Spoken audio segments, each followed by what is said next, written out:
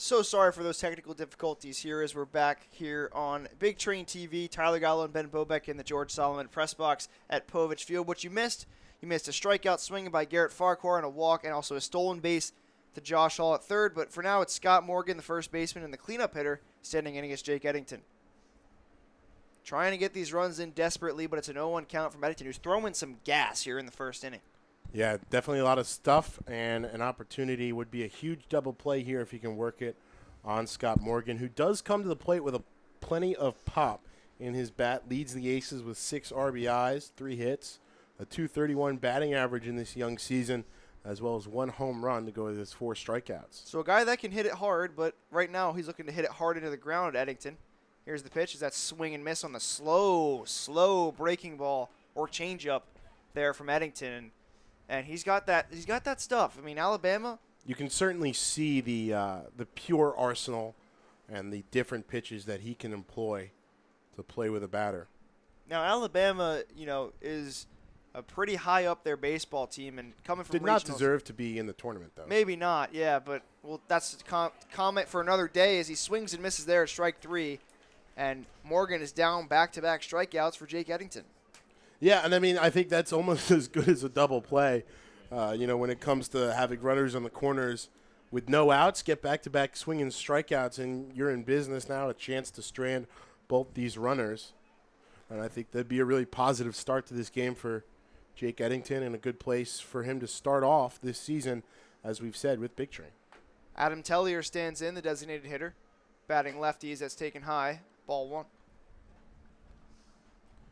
And, maybe it's interesting for Eddington because, some of the other guys in the roster who maybe weren't playing as deep into their conference tournaments, weren't playing, obviously, in the first weekend of regionals.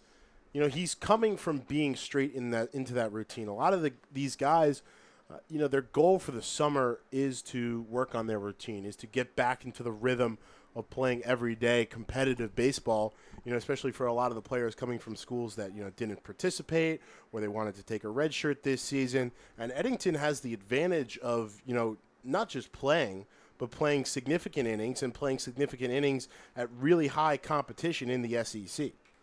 Absolutely, and, coming in from that high conference play, maybe he can slot into some better play against some a bit lesser competition here, but Tellier from Ball State cut on and missed on that strike, and it's 2-1. So yeah, I mean, no offense to the Ripken League, no offense to Alexandria in particular. They do have, I don't believe he's with them right now as the runner goes, Anthony Miglacio, a rising freshman, committed to Vanderbilt for almost 4 years now. Definitely a big talent there, but I believe finishing out his high school season at the moment. But, the talent level is just not what you're going to get in the SEC. Absolutely, and even though there's a guy from Auburn at the top of the lineup, that's really probably the toughest competition you'll get outside of a few guys sprinkled here and there from bigger schools on other rosters. Now, Eddington, 2-2, right where he wants him, as that's fouled once again back into the screen. Yeah, and that's the one advantage I'll give to Alexandria. I mean, besides having runners on the corners, obviously, to start the inning. But they've definitely made Eddington work. They've definitely seen a lot of pitches, seen everything he's got in the arsenal, at least that he's, put out there so far. And, again, it's an as he crushes that one up the middle for a base hit past the diving glove of Keith Torres, and a run comes in to score. So Adam Tellier gets aboard with an RBI single, and the Aces get a first-inning run off Jake Eddington. Yeah, as you were praising him there with 2 outs. Yeah, what a great move there from the umpire, first and foremost. But what I was saying is, in the same place where it can be an advantage to come straight from playing, regular competitive baseball, it can also be a slight disadvantage, especially from your manager's point of view, where he has to be thinking about, okay, how do I keep this guy healthy for the whole summer? How do I make sure his arm doesn't get burnt out too early? How do I give him enough of a break without, letting him lose that acclimation that he's been able to work up over the last couple months of his regular collegiate season? So a guy we've seen before is behind the plate today is Bill Worthington is the home plate umpire. And then, of course, the guy that just dove out of the way of the ball, I guess, is Matt Van Paris, who's the third base umpire. And then Eric Schlosik, another guy we've seen before, is at first base tonight. I have a feeling we're going to get familiar with a lot of these umpires, especially when we're out at Silver Spring. Absolutely. That's inside, and it's 2-1, or 2-0, excuse me. So standing in at the dish now is Chandler Kelly, part of a Chandler battery in the lineup, back-to-back hitters named Chandler, and Chandler E, because that's Chandler Kelly and Chandler Riley batting back and forth here in the lineup. Chandler E.Y. Chandler E.Y. No Chandler Bing. Chandlery. So that's taken, and that's 3-0, and we'll see if Chandler Kelly has the green light here. Yeah, not quite the parade of Tylers trotted out there by Gaithersburg the other night. We'll see if Worthington's strike zone is as consistent, as it was the last time he was the home plate umpire. Well, the last time he was the home plate umpire, it was a 7-run ball game, and everybody was just trying to get home. There's a strike poured in there by Eddington, and it's 3-1. First time we've seen Matt Van Paris, though. Kelly, another guy from USC upstate, like their starting pitcher, Derek Civic, who we'll talk about in the coming moments, hopefully. And that's right down the middle for a strike, and it's full count. Yeah, right out of the Big South, Robert Morris's football conference. They should not be in. Rising sophomore out of Milton, West Virginia. So an interesting choice for a school, but, if you're going where you're playing baseball, it doesn't really matter. Anyways, Kelly has a 3-2 count now, full count offering. Both runners go. As that's lined into right field, coming on as the right fielder, and he dives, and he did not make the catch as that bounce. It short hopped him. A great attempt there by Trevor Doyle trying to make a highlight reel play in his first outing and first chance in right field, but unfortunately he trapped it, and the runner comes across the score, and it's 2-0. Yeah, a great, pseudo catch, a great job to knock it down at least in front of him as the scoreboard Sal, says 9-0, but yeah, they just not changed quite. it. Sal coming out to have a couple words with our first base umpire about that. But I think you could definitely see that ball take a short hop, and my one criticism of Doyle would be you got to come up throwing there. Absolutely, but he was on the ground. Understand, trying to frame it, quote unquote, but got to get the ball back in. So once again, we saw it at Alabama, and now we're seeing it here. Some tough luck for Jake Eddington in the first inning. That ball could have been caught. It was a tough attempt as that's taken for a strike, poured in there for Chandler Riley, who is not wearing 66, wearing 25 tonight. He's listed as 66 on the roster, but that might have just been a formality as he changed his number. Anyways, it's 0-1 from Eddington, trying to get out of this inning. 2 runs and 3 hits have come across, so that's high, ball 1. Glad he's not wearing 66. What an absurd baseball number that is. Yeah, that's reserved for hockey. Anti Aaron Judge. Aaron Judge upside down. That is chopped, a broken bat, blooper into shallow left coming on, and that's going to be a base hit. So 3 runs have come across the score, and it all is coming down here on Jake Eddington as that falls in front of the left fielder Gump. And it's a broken bat single for Chandler Riley. The Chandlers get aboard with base hits. And as a broadcaster would say, the bat dies a hero, gets a base hit, and it breaks. But now standing in is Tyler Helgeson. Helgeson, 143, only 1 hit on the year, 2 walks, 4 strikeouts. And a 3rd strikeout in this frame would be big for Eddington to end this threat right here. Still with runners on first and second, 2 outs. As that's in there for a strike. Tyler Helgeson, the right fielder, wearing number 8. Helgeson is out of Eastern Michigan. Nice school out there up in Michigan. I believe they're the Hawks or the Eagles or something like that. They are a bird, but I forget what they are. Anyways, swing and a miss. Good pitch there from Eddington, who's gotten, once again, some tough luck. The liner into right and the broken bat single have all come across the score. Here, 3 runs across on 4 hits in the opening inning. Helgeson, I believe a utility guy, too. Listed on their website, of course, playing outfield tonight. That's high, ball 1. Rising junior out of Kalamazoo. Hometown of Derek Jeter. Yes, Derek Jeter. Born in New Jersey, but grew up in Kalamazoo, Michigan. I believe he was born in Pequannock, New Jersey, and then moved to Kalamazoo at a young age. That's rifled into right field for a base hit, and that'll score another run. Getting the third now is Chandler Riley, and Helgeson drives in another run, and Eddington just getting outs getting in players in position for outs, but they're all coming across the score as they go into the next field under the outstretched glove of first baseman Pepe. That's 4 straight hits. 4 straight hits. 2 straight runs, or 3 straight runs, I guess. And this is already the highest scoring single inning for any Big Train opponent this year. And we're still in the first inning. Game is not near over yet. Eddington having a rough one here in the first is taken inside, ball 1. But, you know, there could be some nerves. Obviously, it's not the same mound that he was pitching on in the regionals. You know, first start, trying to press some guys, maybe gripping the ball a little bit tighter than you would expect. But he's gotten well placed. All these hits have been well placed. Like you've said, he's gotten really poor luck with balls in play. We would love to see the BABIP in this inning, as there's 2-0 now to Matt Stone, the catcher. Yeah, I mean, they're not easy plays, right, for the defense. They're makeable plays. They're plays that, if they're made, are going to turn out really great and look really great as he runs this one inside. Inside and hits him, and Eddington is just, after getting those 2 straight strikeouts, having a tough time getting that third out. And the umpire is going to go out and converse with him. Not sure why, but now batting once again is Josh Hall, who, if you can believe it, way back, led off this inning with a single. So they've batted around this inning now on the strength of the hit by pitch from Matt Stone, and it would behoove him here. Yeah, I was going to say it would behoove them here to get out there for a mound visit. It looks like we've got some action up in the bullpen here for the Big Train. Not sure who it is. Our view is partially obscured of the mound.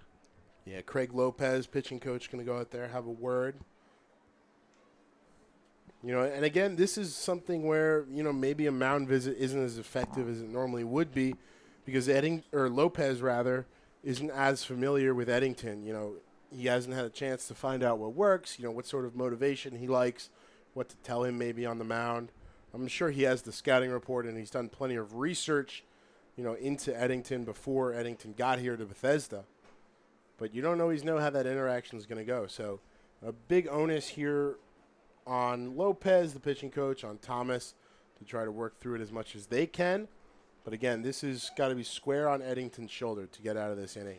Right, bases loaded and 2 out jam. We saw Zach Locke weave out of that danger without allowing a run, but 4 runs on 5 hits have come across to score here in the opening inning of this matchup, and still a long ways to go before that 9. As that is looped into shallow left, and that's going to be another base hit, and 2 more runs are going to score. In to score once again are the hitters Helgeson and Riley, and that is going to make it a 6-0 lead for the Alexandria Aces, as it's just nothing more you can say about this inning for Jake Eddington, as that was looped right over the glove of Torres at shortstop. I mean, if Keith Torres is 2 inches taller, that's out number 3. Absolutely, is all the way into first base with 2 RBIs. There is Josh Hall, who's now 2 for 2 in the first inning. So now standing in is Taylor Hopkins.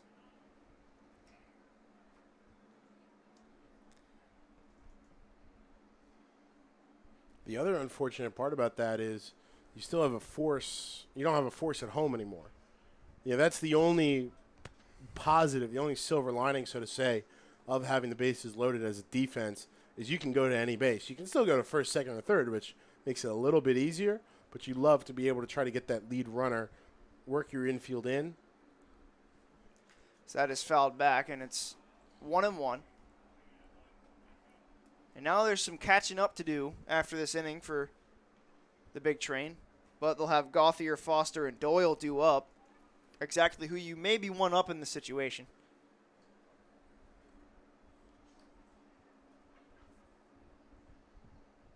Eddington just trying to settle in here, but they have made it not very easy for him to do so, have the Alexandria Aces.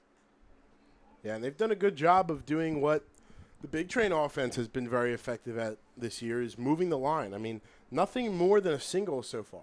Right, and, just, you know, single. 4 straight singles from the, 5 through 8 hitters. Right, and we've seen this year, I mean, this game's not over by any means. We've seen the Big Train put up some outstanding efforts on offense.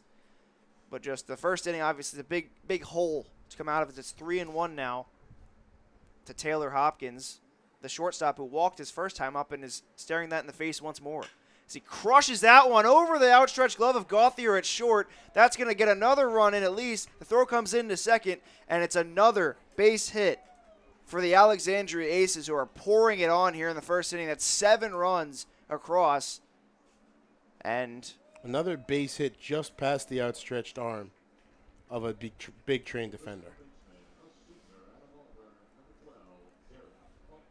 Never fun these innings are to call. Never fun to see them come across the score as well. All the way to third goes Hall on that play as Stone comes in to score. So almost every runner that's been on base this inning has come around to score. 7-0. Alexandria leads it in the first. And we saw a big output as there's a strike. I believe it was against them. Or I believe it was against Gaithersburg. A big output from another team in the first inning. We scored 14 runs through the first 2 innings. I forget who they were against. Silver Spring. I think it was 9 and 5 in innings 1 and 2. There's a swing and a miss, and it's 0-2 quickly. Yeah, and on Garrett Farquhar, nonetheless, one of the 2 guys in this Alexandria starting batting rotation who has not reached base. Farquhar struck out way back earlier. See if he can do that once more. 0-2. Popped back into the screen, and he'll do it again. 7 runs on 7 hits here in the opening inning. Jake Eddington's see exactly what was what could be expected out of him. Not exactly what he would want either, I'm sure. But sometimes these games happen, as here is the 0-2 offering once again. Runner goes to second as that is looped into the air to shallow center. On comes Cone, and he will make the catch and finally, mercifully, ends the opening inning. 7 runs on 7 hits for the Alexandria Aces as they lead it 7-0 after the first inning. We'll have you for the bottom half of the first inning. Gauthier, Foster, Doyle do up here on Big Train TV.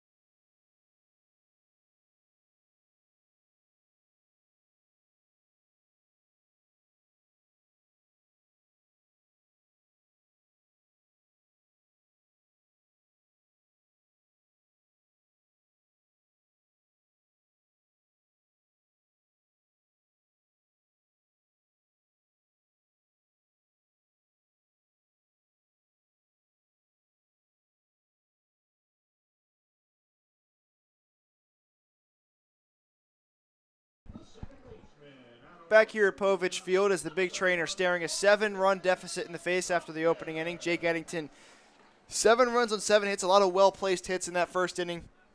But now to the mound, Derek Civic, who had to wait 26 minutes to throw his first pitch of the game, and he sets and delivers to Austin Gauthier, taken for a ball.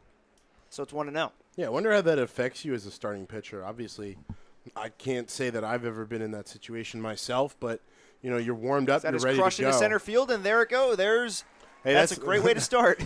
That's the only way to start. One hit, or one batter, one hit. Do what Alexandria just did and keep the line moving.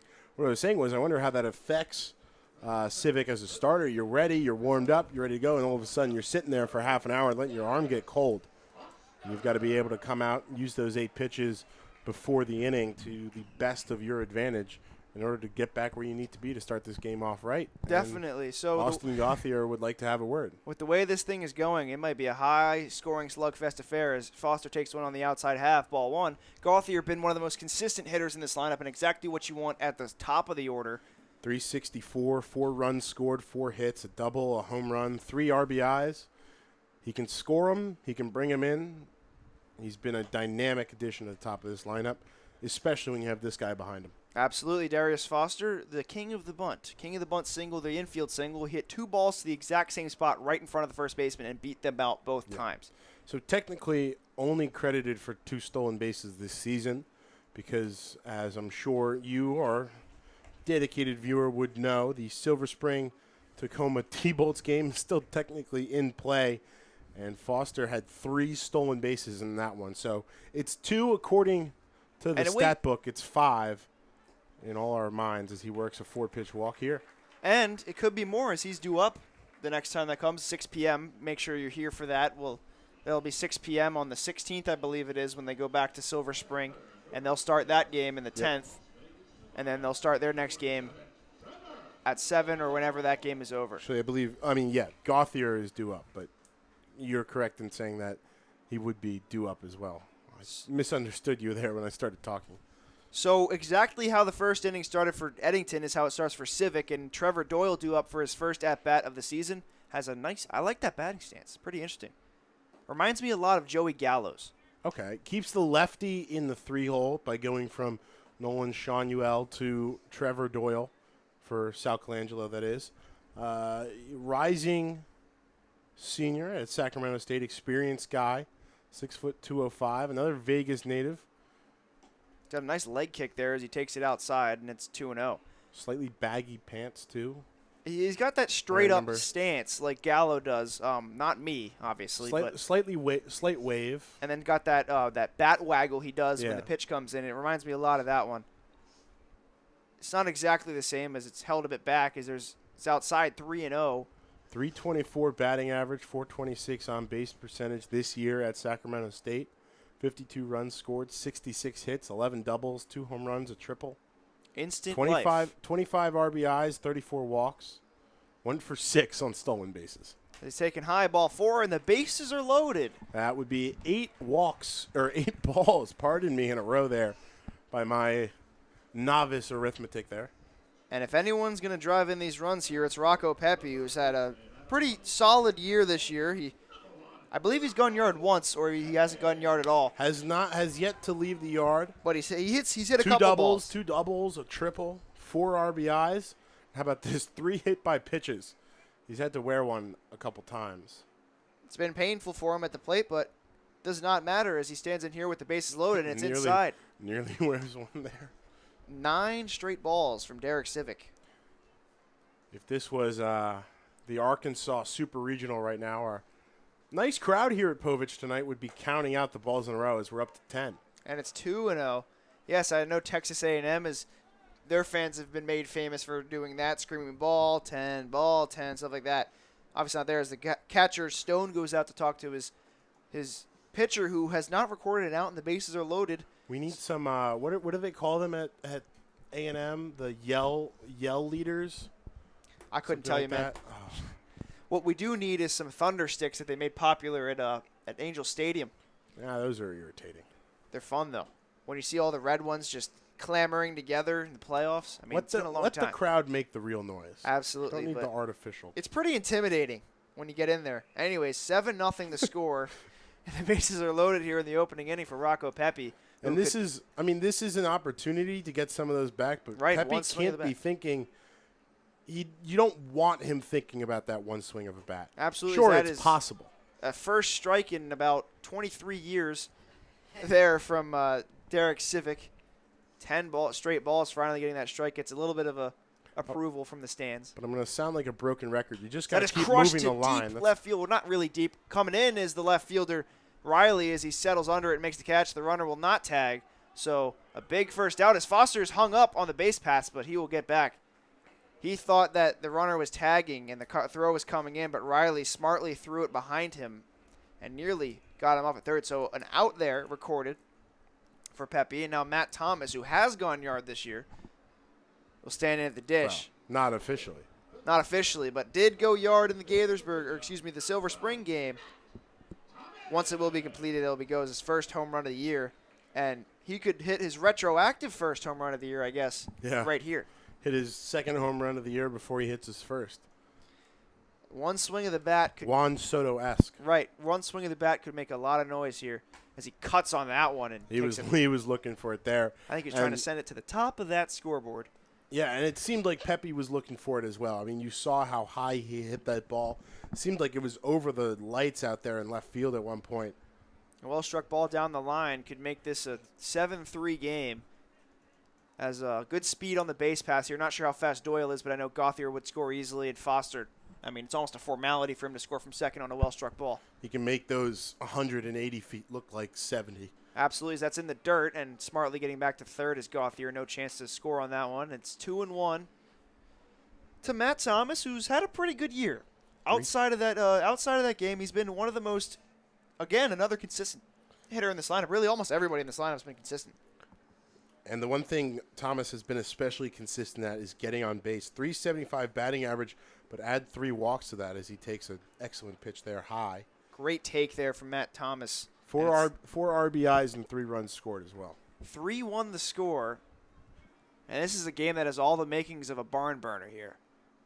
Even though it's still 7-0 as he takes it, swings and misses 3-2 the count now, and hoping to get something to hit here on the full count offering or something in the dirt to force in a run. You never know. At this point, you just got to put it in play. Anything but a double play right Absolutely. Now. All the scoring came with 2 outs last inning as that's taken for a ball, and that'll bring in a run. 4th walk of the year, 5th RBI for Matt Thomas. So an important run comes across to score here in the first inning. Getting a couple of those back would be very, very important for the rest of this game. And up to the plate is stone cold Jack Cone. Yeah, Jack Cone, another guy who's quietly put in an admirable shift on offense.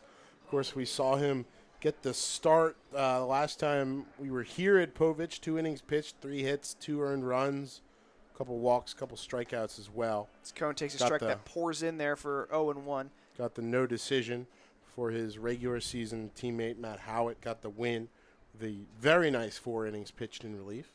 Right, but at the plate, 333, 3 hits, 3 runs, an RBI, and a double. Yeah, it's been a good year for him regardless, and maybe getting some starts in while they wait for the reinforcements to get here. Cooper Rons is available in the bullpen as well.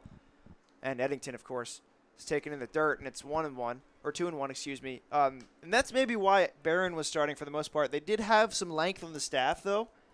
But, you know, Everett Catlett dealing with an issue. He should be back soon. Definitely doesn't allows for some interesting guys to get on the mound here. As Cone takes that inside, and that didn't hit him. I think it hit the knob of the bat. So they'll call that a strike. There was definitely contact there. Right, a tough strike to take there if you're Jack Cone, but a run is in. Bill Worthington wants to clean his plate real quick. Smart idea to do there. Bet his mother loves that. Miss Worthington will have to check in on that. Anyways, 2-2 count now to Cone. You never heard that one growing up? Why is an umpire a mother's favorite child? As that's grounded to second, no chance to turn 2 here. They'll smartly go for the lead runner and get Cone out at first, but a run does come across to score, so it's 7-2. Foster across as Cone gets that one in. RBI there for Cone on the 4-3.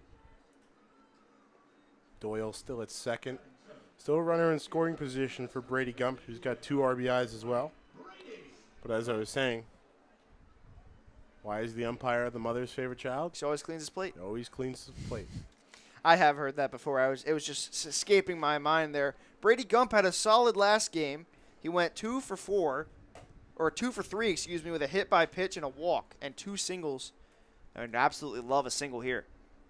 Takes the first pitch for a ball, and Civic, while he's got a 5-run cushion right now, they rewarded him with a 7-run cushion to lead off. He's given a lot of it back because that's hit high and deep to right field, but back on the warning track there is Helgeson, and he'll make the catch for the 3rd out. But 2 runs come across the score on 1 hit and a couple of walks as the Big Train scratch across 2 back. We'll see you here on Big Train TV for the top of the 2nd.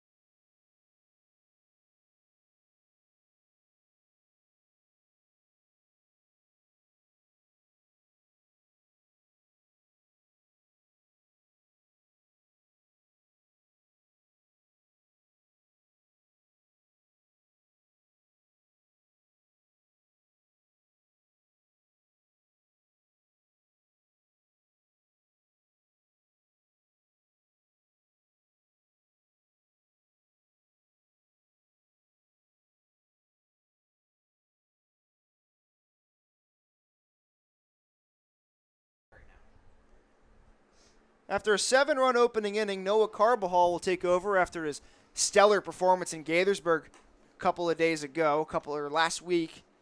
Came in and pitched very, very well. We'll have to harken back to that. 3 innings pitched, 4 hits, 1 earned run, and 7 strikeouts, and he got the win in that effort for opening day. As Carbajal gets 2 quick balls in there to the leadoff hitter, or the cleanup hitter, Scott Morgan, who struck out his first time up. Carbajal absolutely devoured the middle of that Gaithersburg Giants team for 3 really strong innings, 4, 5, 6 there to set the tone for the Big Train as they put up a 12 spot in that one as well. As Thomas had the green light on 3-0 and took a meaty cut there on it. I would be interesting to see if he actually had the green light there. Bit off a bit more than he could chew there on the 3-0 offering.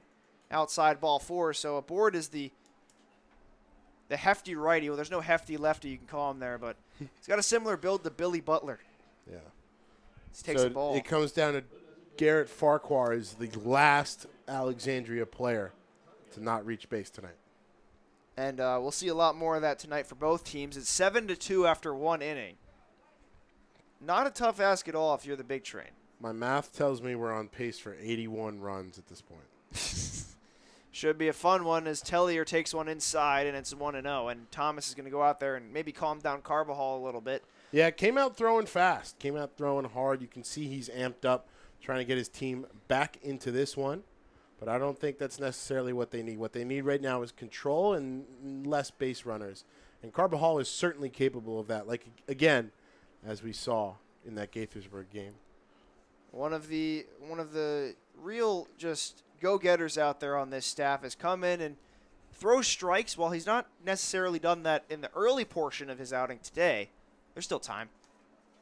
As he's facing off against Tellier, who singled his first time up and drove in a run.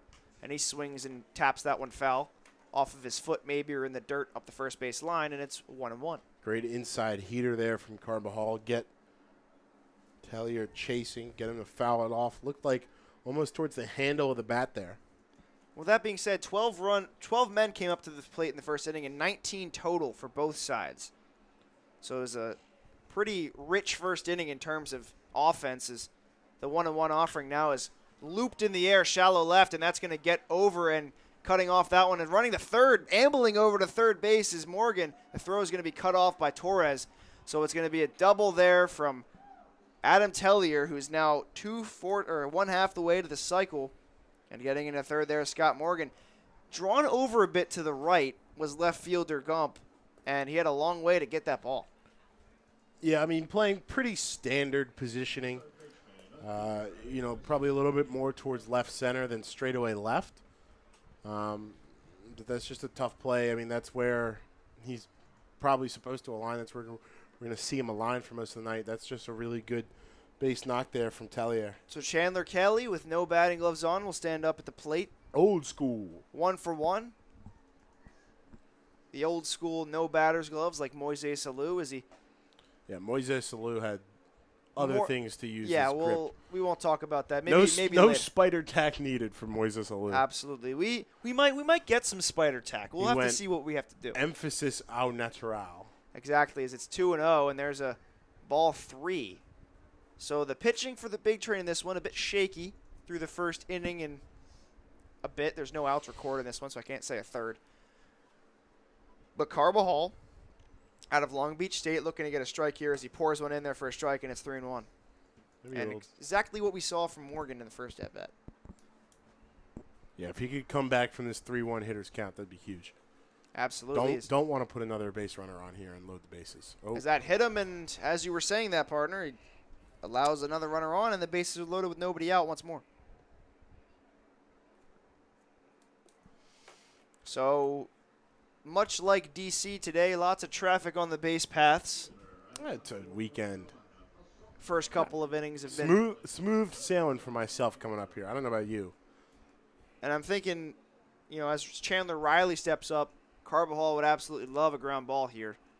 Maybe get a 1 run to come across, but if that's one, that's the only one that comes across. 7 runs on 8 hits so far in this game. That's fine. That's outside and 1-0. And Carbajal just not hitting his spots here in the first inning or in the second inning. in his first inning of work. We saw him just pour strikes in there in his last outing, and maybe just some nerves with this lead as there's a strike there, and it's 1-1. Can't fault him for trying to maybe pitch around some of these guys a little bit, but also there's nowhere to put this guy in Chandler Riley.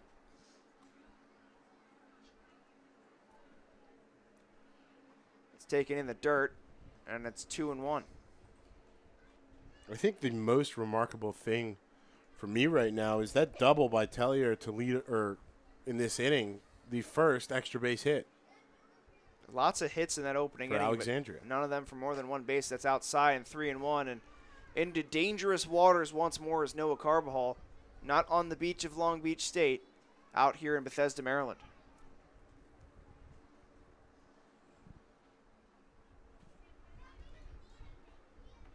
As that is fouled back, and the count runs full. Big strike there. Big strike to get, and a good location for that one. A bit late on that one was Chandler Riley. Tyler Helgeson stands on deck, barring a triple play. These might be the best. I'll save that thought for later.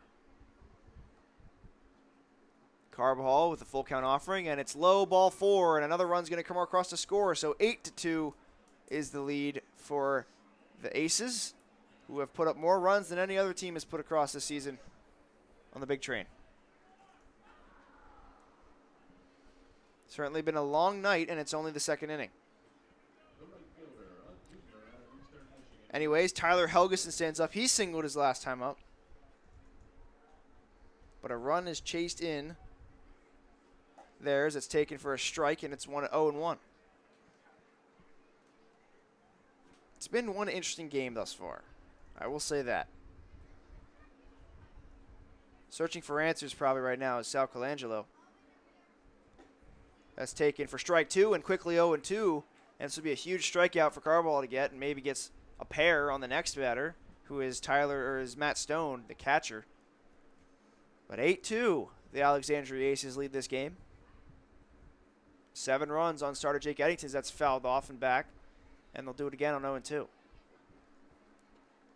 Like we said, Eddington's Cal Ripken League debut was a rough one.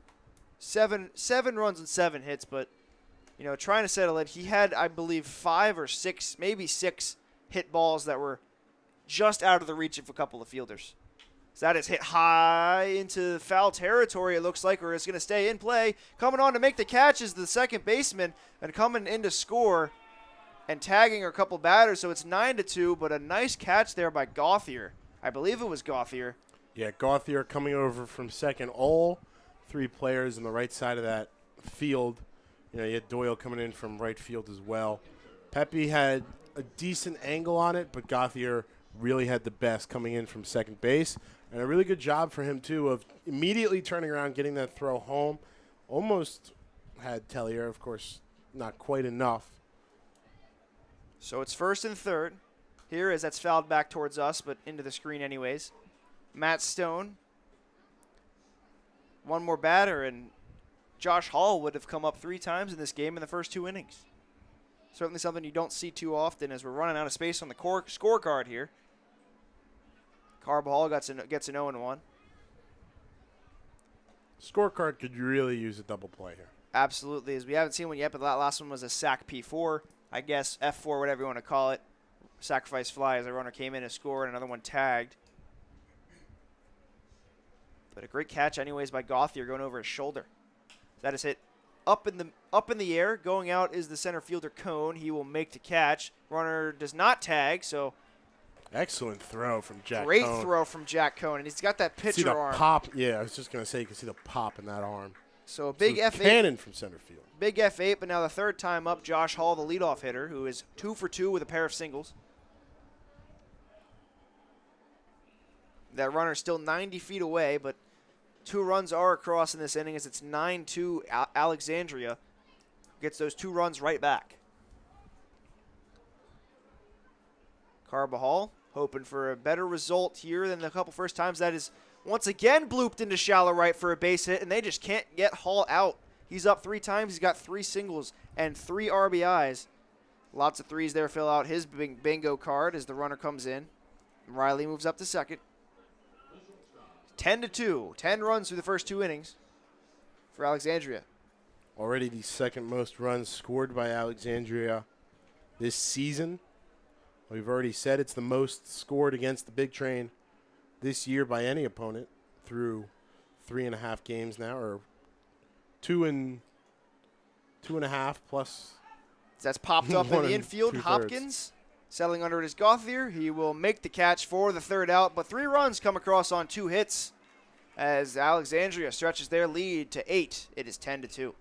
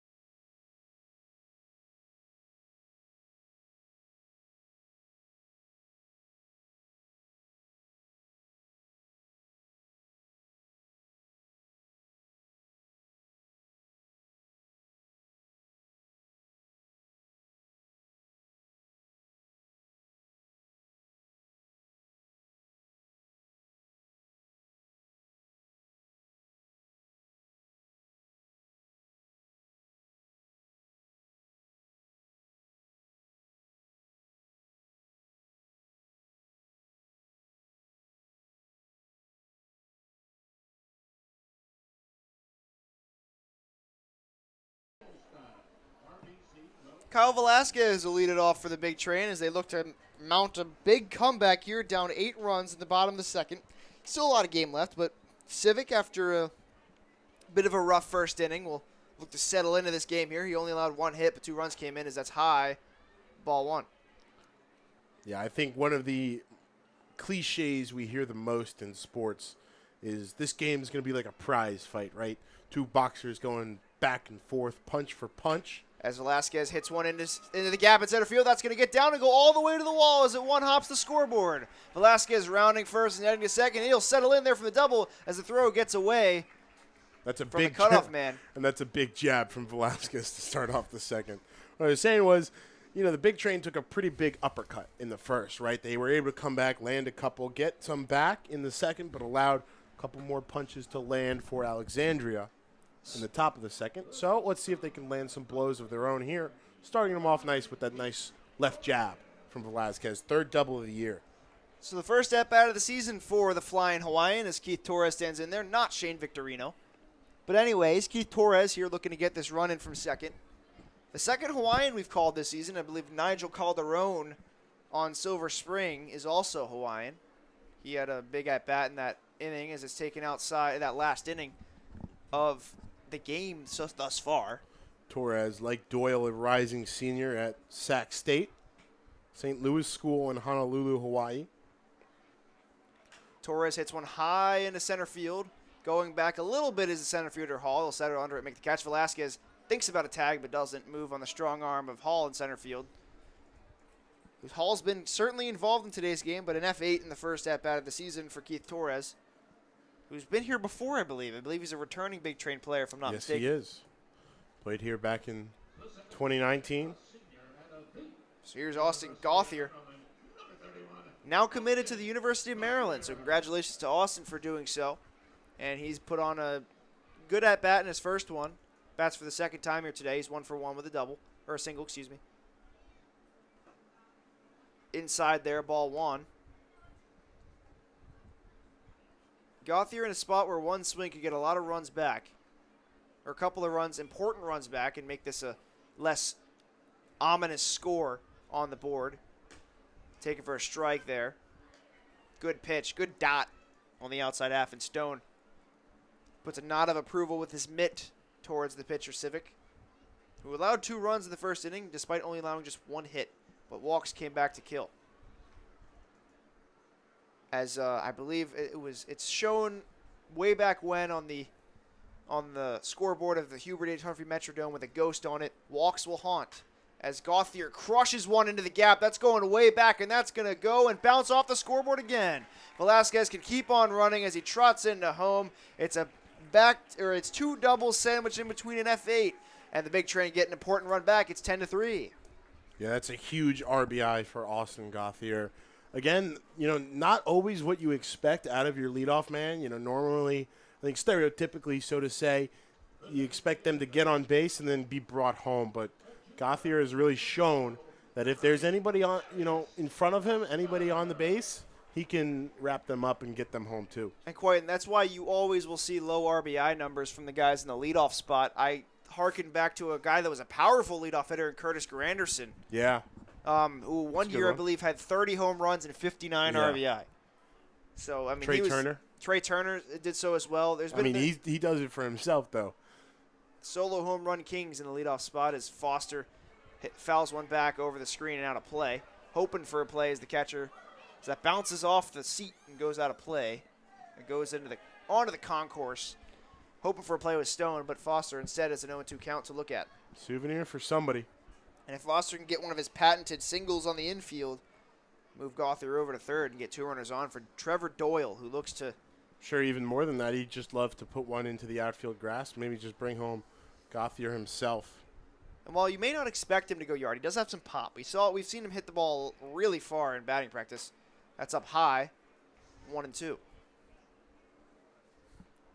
A guy that can hit, and run.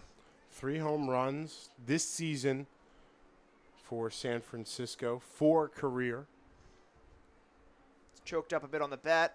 It's inside, and it's 2-2. So he's fought back here to even the count. We're seeing a lot of crooked numbers on the scoreboard here in the early goings of this game. 10-3. We're still not out of the second inning yet. Foster, a guy that can... Not out of the second inning yet, and it's already been an hour. Yeah, it's going to be a long one here at Povich Field. Outside, 3-2, and a tremendous job by Darius Foster to battle back here in this one. Yeah, good. Almost like a slider from the lefty Civic. Started almost inside on Foster and broke way outside. Foster protecting here with 2 strikes. Protects that one, yeah, and chops it outside of the Povich Field and onto the concourse once more over near the tents in the one picnic area. The big picnic area is over in the pavilion. Anyways, a full count offering. Not sure if Gauthier will be in motion here. He does not go as he rips one high into the night, and it's caught in foul territory by the shortstop, Hopkins, and there's 2 down. So still standing out there at second base is Austin Gauthier. A shallow pop into foul territory. I think it could be really big here for Trevor Doyle if he's able to bring home Gauthier with 2 outs. Getting that second run in this inning could be really important.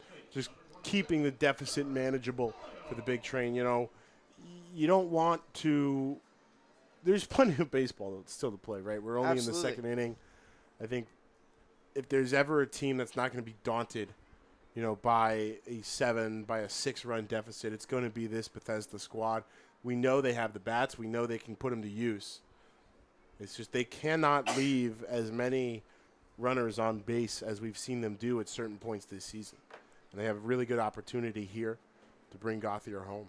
And what a way to endear yourself to the fans here in your first game. It's Doyle with that high set stance. Got all the build of a power hitter. Keeps the arms very straight out over the plate, too. Takes a big Plenty cut. of extension in there, natural extension. Right, and a power swing there from him at the dish. Pressed X on his controller as he swings and misses at the first pitch offering from Civic, and it's 0-1. Circle or square contact? I haven't played the show in a while. As he swings another one, and he's maybe a bit behind. I mean, it's a way that he shows that he's probably sitting on the fastball there, a bit behind on the slower stuff. Yeah.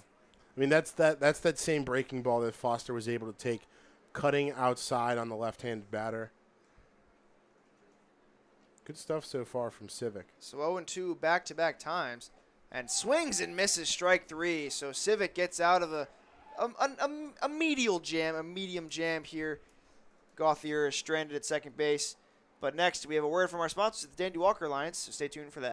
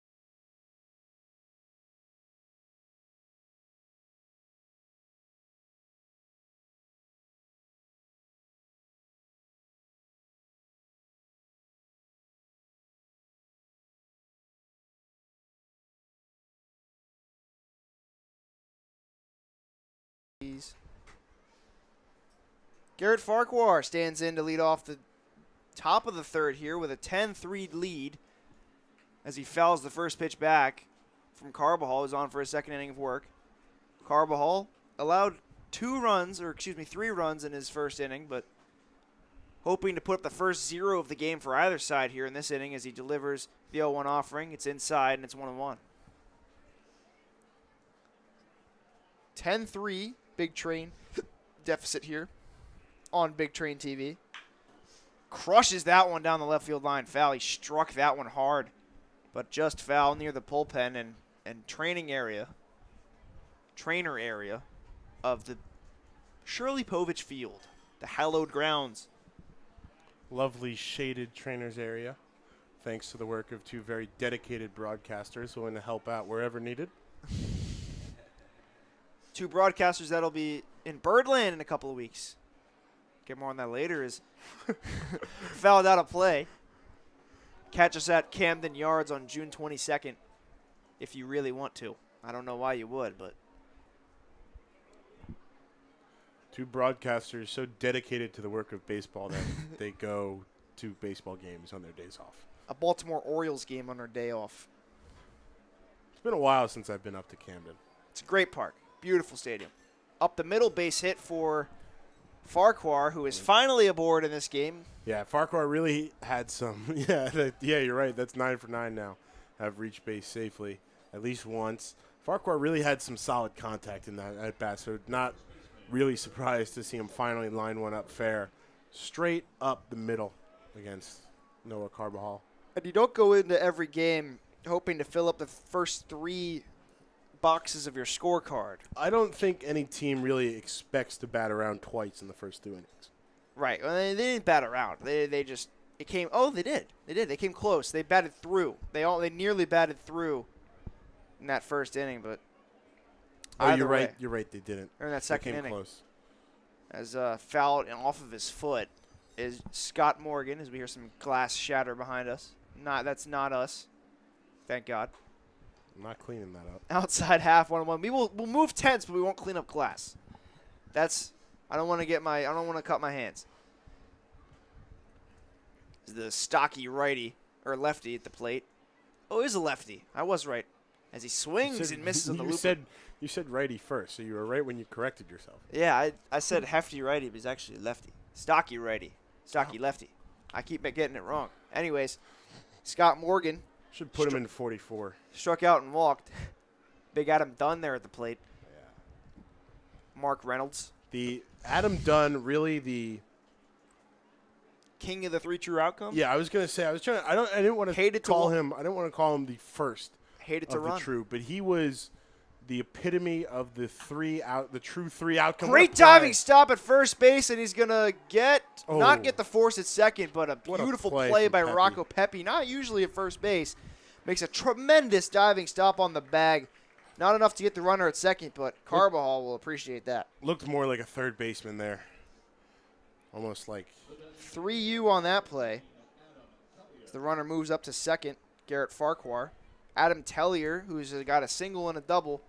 And if he gets a triple here, people are going to wonder how they get this guy out.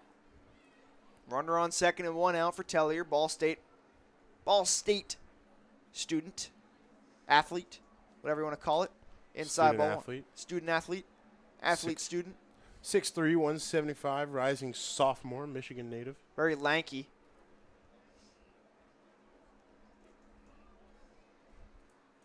Single and a double thus far in the evening. Hits one very deep to left field. Going back as a left fielder. Gump at the wall. He makes the catch. The runner will tag, but a great route to take to that ball for Brady Gump as he hits that one right in front of the Bethesda beat banner in left field. Yeah, when that ball left the bat, I thought we were officially going to be on cycle watch for Adam Tellier. Great job by Gump to backtrack that one all the way onto the gravel warning track, right to the wall there. Score that one as an EFO in your scorebook. Exciting fly out as the fans were like, whoa, but it just settled into the mid of Gump.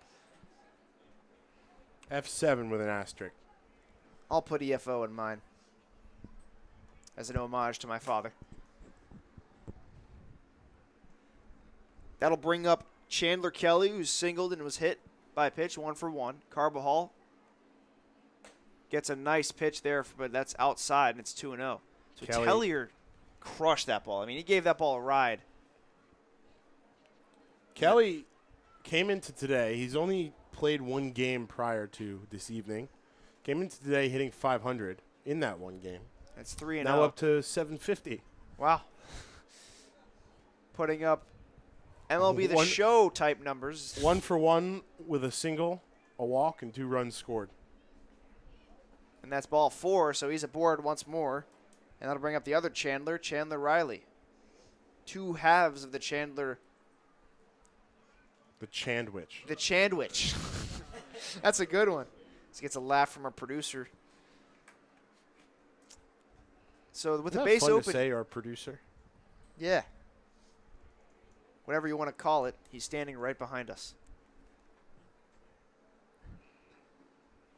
There's a drop ball, I guess, in there for a ball. Bottom went straight out of that breaking pitch. That's what you'd call it in softball, but that's just a breaking ball in regular baseball. Carbajal delivers another pitch in the dirt. And been a laborious inning in 2/3 here for Carbajal, who's going to probably be asked to wear it in this one, depending on if the big train come back. Available out of the pen tonight, Cooper Rons, Ryan Metz, Jesse Barron, and Matt Bedford. Rons might be getting in for his first appearance of the year as he gets off the plane and goes right into the game.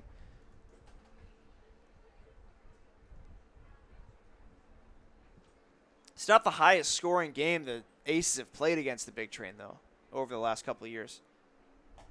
So that is inside, and it's ball 4. So back-to-back walks. Load the bases again for Tyler Helgeson, who walked his first time up. Sacrifice pop out to Gothier in the 2nd inning. Big Train once lost on July 27, 2019, 24-4. Last time these 2 teams played, in fact. So it's inside, and just not hitting the zone once again is Carbajal. Don't see any action up in the bullpen. Yeah, similar to that Big Train game against Gaithersburg to start this season off, where they scored 12 but left 12 runners on base. In this game back in the July of 2019, 14 runners left on base for Alexandria, and a 24-4 win over Bethesda. Winning pitcher that night, Go ahead and guess. Was it Ryan Metz? Try Ryan Doherty. Oh, wow. For Alexandria. How about that? Our designated hitter extraordinaire. 1-0 offering from Carbajal, who just needs to settle in here. Really needs to settle in. First 0 of the game squarely on the line as he takes a strike. Both teams desperately searching for that big 0. Neither have put up one in this game thus far. Carbajal, with the bases loaded and 2 outs, is one step away from that. Nice breaking ball in there as it bends in for a strike, and it's 1-2. Yeah, beautiful pitch there, just on the outside edge. Catches the corner of that dish, and a punch out here would be huge for Noah Carbajal. He's got a 1-2 count to work with. Swing and a miss struck him out, so the first 0 of the game belongs to Noah Carbajal as he gets the strikeout of Tyler Helgeson to end the inning. They leave 3 on base as the Big Train are still trailing 10-3 as they head to their half of the third on Big Train TV. A word from our sponsors from the Dandy Walker Alliance next. 1 in 10,000 children are born with a brain malformation known as Dandy Walker syndrome. Dandy Walker can cause enlargement of the skull, lack of muscle control, and other developmental challenges. More research is needed, but we do know that early therapy helps many live healthier, fuller lives. 1 in 10,000 may not seem like a lot unless your child is the one. Learn more, find help, and help others. Visit dandy-walker.org.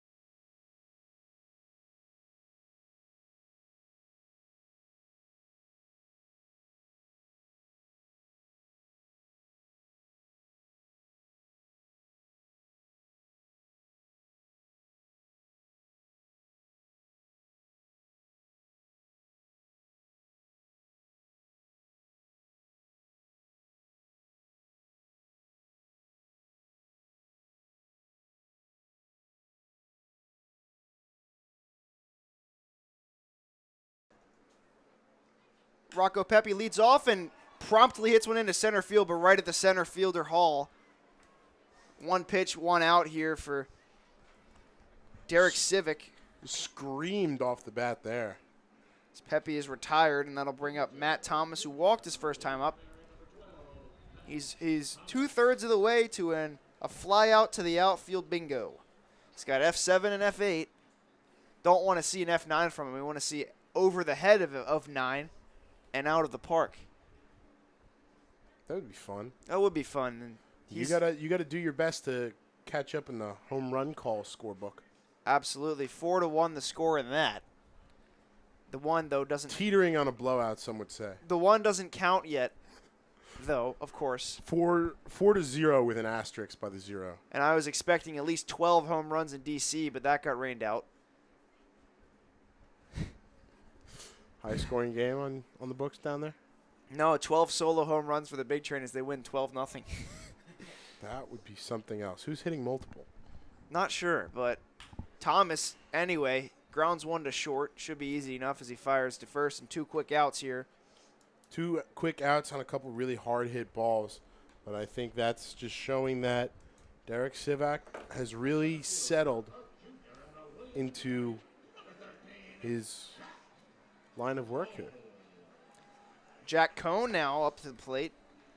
4-3 RBI his last time up. Excuse me, I guess a sacrifice RBI. Sacrifice, yep. But that's taken for a strike, and Civic looks like he's settled in on the mound. He put that Civic in cruise. That's taken for a ball, and we've gotten more laughs out of our producer tonight than we have ever before, which is a big sign because it's a 10-3 game in the third. And some of them have really been undeserved, like that one. That is a strike, and it's 1-2. Strike zones from Worthington already starting to widen a little bit. We saw that from the last time. Expected, I think, in a non-competitive game. So But I think this early, Big Train's still trying to work back into it. A little surprising, but taken for a ball, and it's 2-2. Yeah, and c'est la vie. 7 runs is no tough ask. It really isn't for this team. I mean, a 7-run inning would not be the Big Train's biggest scoring inning of the season. Cone pops one high and deep out of play. Can of corn for the outfielders in the stands, as none of them get to it. It goes once again near the third gate, the brand new gate here at Povich Field. The exit gate only. E3BG, third base grandstand. It's again fouled back, and look out, because that one was a bit lower than the other one. Big comeback here. Big Train maybe a brewing, but for now, Cone just has to get on. As he crushes one deep to right field and forget it. That is way out of here. Jack Cone obliterates one into the Bethesda night, and it's one more run added onto this game. It's 10-4 as Jack Cone left no doubt on that one. And the Big Train scratch a bit closer. Stone Cold Jack Cone crushed that one. What a right shot. Field. I mean, that ball was crushed. I mean, there was no doubt about that one. And that's in the bushes. Maybe killed a couple of cicadas. Who knows? But a big home run, and I'm creeping up on you, on you, Ben. Having the score one at a time, just like how the Big Train need to do it. Keep the line moving one at a time. Focus on the present. Just get on base, or do what Jack Cone just did and launch one into the forest back there. And he really golfed that one. I mean, that ball. I mean, he didn't reach for it too much, but little low. Sat back. Definitely a nice uppercut there, and I mean that thing whooshed off the bat. Gump loops one into shallow right, but that's going to go foul, and that would have been a nice hit for him to get. As they try to scratch back, he F9'd his last time up. But the Cone home run, just a crush, Cone crush. Ice cream cone, whatever you want to call it. It was a home run, and the Big Train are now behind by 6. Sweet treat for Jack Cone. It really is, and maybe we'll have some sweet treats later from Brewster's Ice Cream as the line forms out there. Great breaking ball, and not even waiting for the umpire to call as the catcher Stone, as he knew it. As going down looking is Gump, but the run comes back as Jack Cone destroys one into right field as the Big Train trail 10-4 here on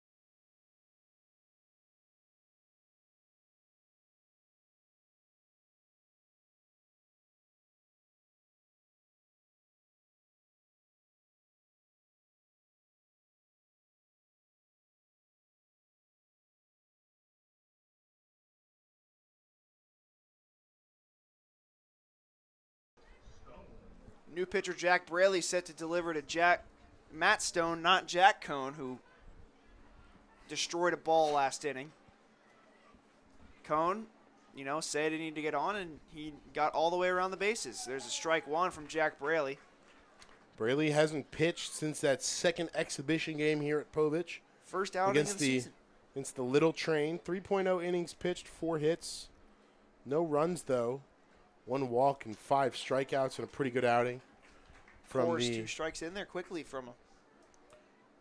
Rising sophomore Christopher Newport, Manassas, Virginia native. He'll celebrate a birthday later this year. Braley, the 0-2 offering to Stone. There's a breaking ball in the dirt, and it's 1-2. August 7th. I'm waiting for a pitcher that can actually hear us from that far. Probably not. Just to be like, that wasn't a breaking ball, that was a fastball. That will never happen, but. Changeup, fastball, slider, and curveball. 1-2 is in the dirt, and it's 2-2. Trying to work on his velo a little bit this year. Yeah, great place to do it as well. Braley, Christopher Newport, student athlete. Against Spikes 1, and it's now full count. So Braley had it 0-2, and now 3-2.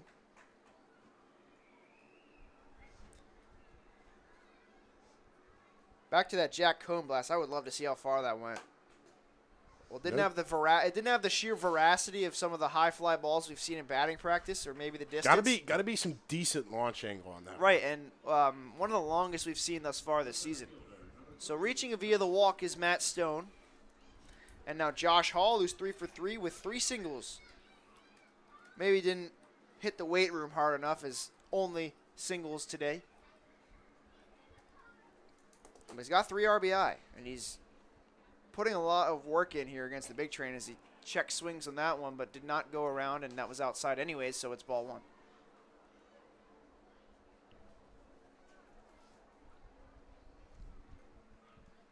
Josh Hall out of Auburn, showing his strength here. Well, not real strength, but ability to slap these singles for base hits. So he cuts on that one, and a big swing there.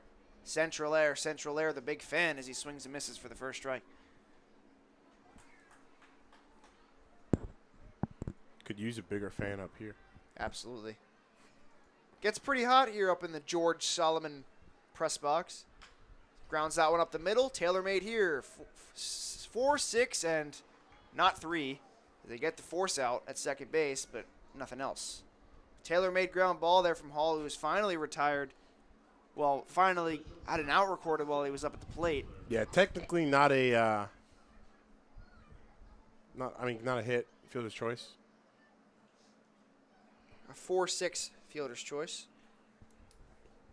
As Stone is out, and now Taylor Hopkins, who is 1 for 2 here, with a single and a walk.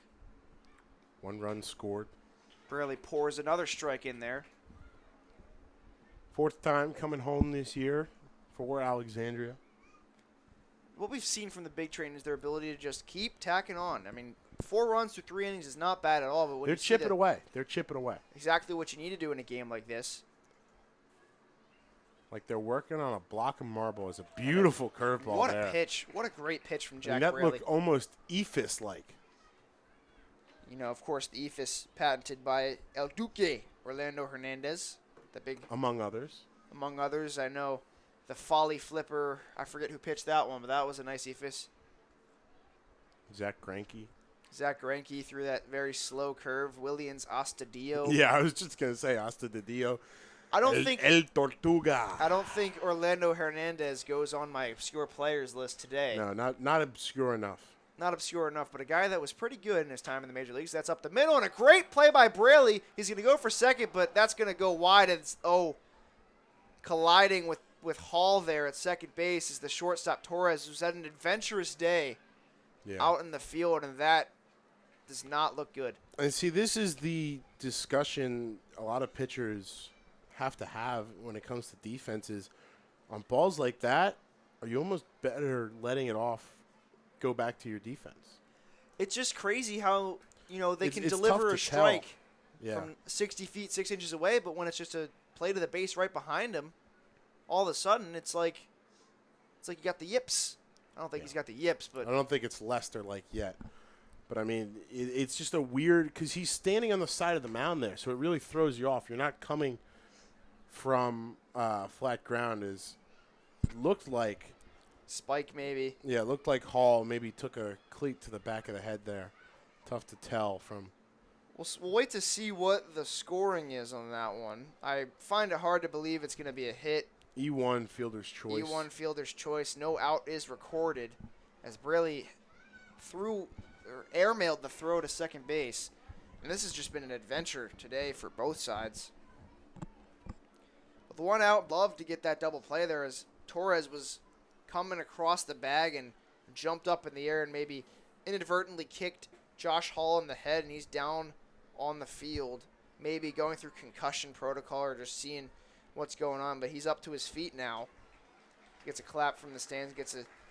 I'm not sure if he'll come out of this game. We'll have to see if someone comes in for him. Well, Dangerous. He can. That's the thing about Ripken League rules, right? Is he can be pinch ran for here, and then re-entered later when he's going to come off. Perhaps feeling a little bit better. You're going to have a pinch runner. I'm not sure if they're going to call him out. Maybe he went into the runner. I highly doubt that, but we'll have to, or into the fielder, and prevented that from coming in. Maybe. But it looks like we will get a pinch runner there. Number 14. Going to be Blake McRae. Blake McRae coming into the game. Lansing Community College sophomore. Nice smattering of applause. Well deserved for Hall as he works his way off with Dr. Christy Voigt and her trusty intern. Working back to the Alexandria dugout over there to the right. So E1 fielder's choice there for Taylor Hopkins. And to get back to what I was saying before, it's tough for a pitcher in that situation because you know where that ball was going off to the side of the mound. It could take a really weird hop. Your fielder might not be taking the right angle to it. You want to just try to get your glove on it and stop it before it gets possibly through. I mean, we've seen a couple balls straight up the middle over the mound. Absolutely. And so you can understand why a pitcher wants to field that. But when you have your two infielders crashing hard to second base like they were there, it's just tough.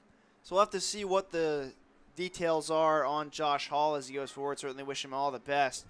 But for now, Blake McRae stands in at second base as the pinch runner. Coming in the outfield maybe next inning as there's a strike there from Jack Braley. Another good pitch. He's gotten some great pitches, and he's induced some soft contact here. But that was a tough play at second base, and caroming across the bag or ambling across the bag was Keith Torres, who's had a weird day at short. That's way inside, and it's 1-1. Torres has had a couple elude his glove. He's had to make some tough plays. That one was certainly tough as well. It's not been an easy day for Torres and Gauthier, those two middle infielders. And how about a welcome back for Torres? That's a breaking ball on the outside half, and it's 2-1. Yeah, it looked like he just pulled that one a little bit.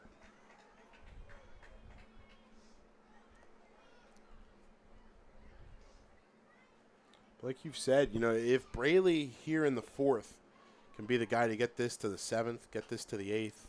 That's fouled back. I know I'm getting ahead of myself here because he's still trying to get through the second third of this fourth inning. But if he can give you a couple innings here, solid chunk in the middle of this game, that could be big to try to get to the back half of the bullpen and keep this one as close as possible for your offense to continue eking away at this deficit. And they've done just that. That's 4 runs through the first 3.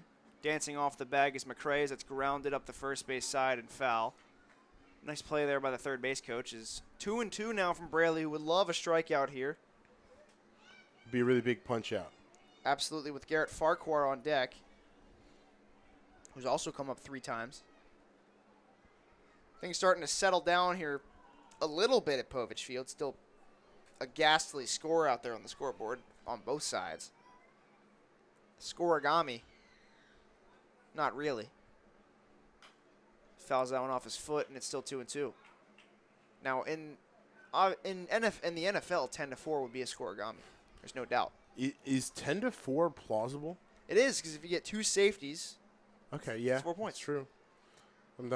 Wasn't thinking very creatively there. 4 is the most statistically first in goal and what?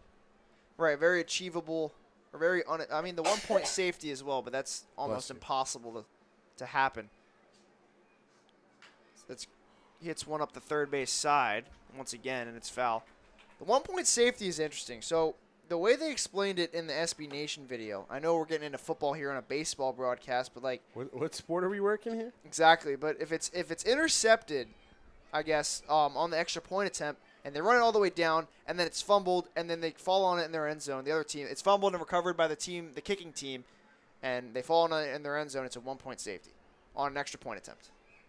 So that's the best way I could describe it as the runners go. Throw down by Thomas is on the money, and he is safe.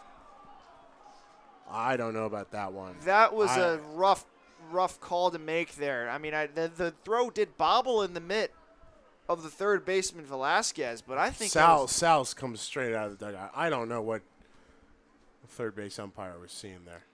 he might have dropped the ball. It was certainly close to that, and getting a bit animated here is Coach Sal.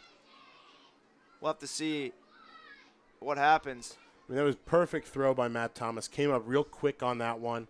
Double steal going second and third here, trying to put two on. Very surprised to see them stealing up 6. But I'm not. You can never have enough runs in this league. There's definitely been some tension when it comes to things like that between these two teams. Absolutely, but now it's a full count. Great throw by Matt Thomas, no doubt about it. But you certainly would love to have Grant Knipp maybe throwing guys out from behind the dish. Right now, as that's chopped right by Braley. No runner not coming home. Way to look back the runner and get the out at first base by Torres, who makes up for that interesting play at third base or at second base with a nice defensive ask there. Yeah, excellent job by Torres there. Not only to get Farquhar at first, but to look the pinch runner for Hall, McRae, back to third base. Make sure he stayed right there.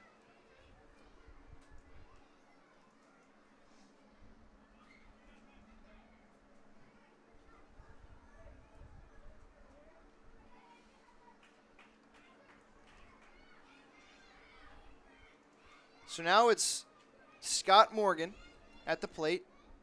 Been up a couple times. He's grounded out. He walked and he struck out. Good breaking ball from Braley, and it's 0-1.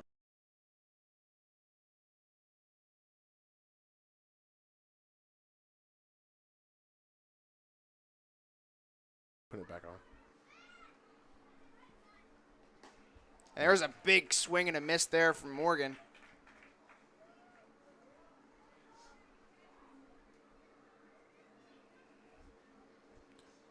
Braley's definitely had some swing and miss stuff here, and 0-2 on 2 outs. Getting that, and this is a big out to get out of this inning relatively unscathed. Well, actually unscathed.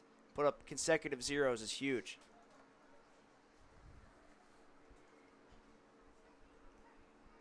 Regardless, here's the pitch, and it's outside, and it's ball 1. Seeing Dr. Voigt there, the athletic trainer, headed back to the big train side of the field. Things look to be A-okay with And that's Josh in there. Hall. Strike 3 called. Beautiful pitch from Braley to get out of it with the runners in scoring position, and it's another 0 for the big train as they try to fight back here down 10-4 heading to their half of the 4th inning here on Big Train TV. If you're ever going to try to climb back into a game, how about stranding 8 total Alexandria runners? That's how you got to do it. And now they get to come up to the plate and look to chip away some more here in the bottom of the 4th.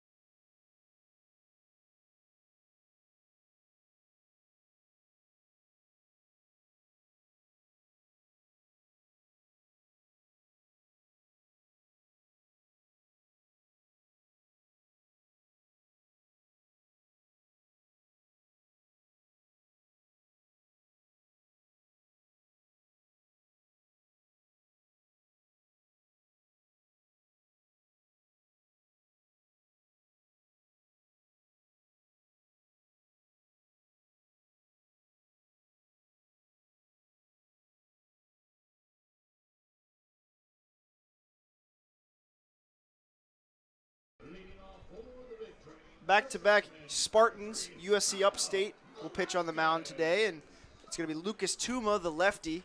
Excuse me, the righty, or I'm not sure he'll have to turn around. But yeah, as a lefty there, Lucas Tuma stands in against Kyle Velasquez, who doubled his last time up and would love another one here. Loud double to start off the second for Kyle Velasquez. Excuse me, righty Tuma is. Maybe hits lefty. Bats lefty, throws righty. See a lot of those. You protect the pitching hand at the dish.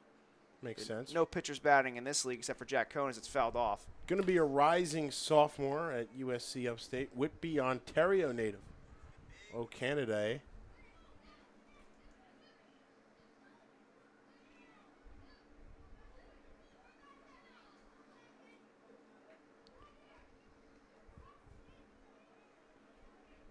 WL Mackenzie High School product.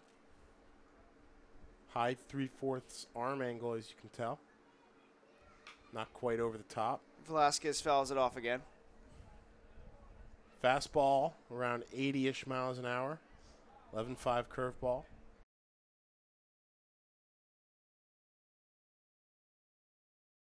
Okay. Nice changeup as well for Tuma. Ahead here in the count 1-2. Not Amani Toomer, former wide receiver for the New York Giants. That's not going on my obscure players list, but that just the last name reminded me of it. Sounds like Arnold Schwarzenegger trying to say as he grounds down the first base side. What a great play by Tuma. It's not a Tuma. Can we put Arnie impressions on our obscure references scorecards? I would love to, but unfortunately he did not play in Major League Baseball. Regardless of that, he might have Velasquez, tried at one point. He I feel like probably that's did. an Arnie thing to do. Yeah, definitely an Arnold thing to do. Velasquez. Ooh. Whoa, ding. Kiss that pipe, goal. Ding here at, we're hearing some bell ringers. Kyle Velasquez chops that one. That's probably won't be the last time we hear that this year. There's large pillars. Sounding the pipes. Good to know those backstops do their best to work. 1-2 still here to Velasquez from Tuma. Swings and misses on the slow changeup there. And there's one down. Yeah, really good off speed there from Tuma. Velasquez tried to slow it down as he could, but just a little bit ahead of it, pardon me. And here's Torres, who we got to talk a little bit about, but I don't think gave him the proper introduction he warranted. Again, a returning big train player.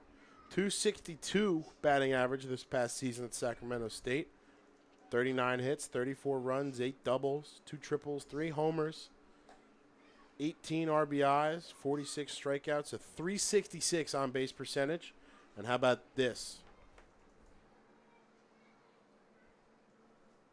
Keith Torres trying to get some more runs across here, but Tuma, the new pitcher, nice frame attempt there from Matt Stone, but it goes all for naught as it's 2-0.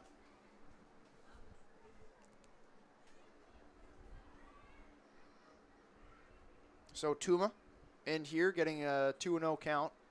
So it's 2-1 now to Torres. 3 for 6 on stolen bases as well.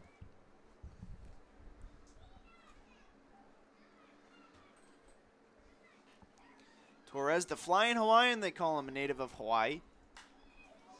Ropes that one up the first base side. That may fall in for a base hit, and it does not. A foul ball, which I saw some chalk there. I mean, chalk is fair, right? Chalk is fair, and tough call there from first base umpire Eric Schlosik. In his defense, he had the line better than we did, but certainly looked like that one stayed in. He blooped that one. Would have been a Texas leaguer had he gotten aboard.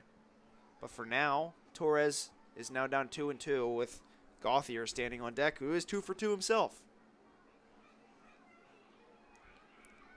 Colangelo would love to have another runner on in front of Gauthier.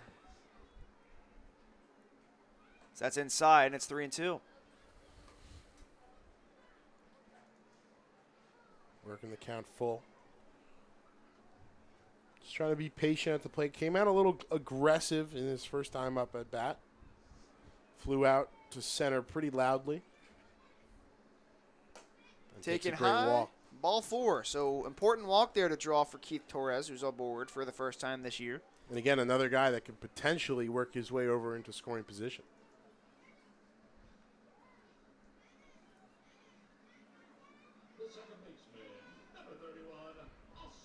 So Gauthier standing in now, the freshly committed Maryland. Terp, one of our interns as well, is a Terp. 2 for 2, single, a double, an RBI, a run scored. Gauthier taken outside. He certainly handled this Alexandria pitching quite well through the first couple of innings. One of the few big train players to get it so far. They try to scratch back into this game.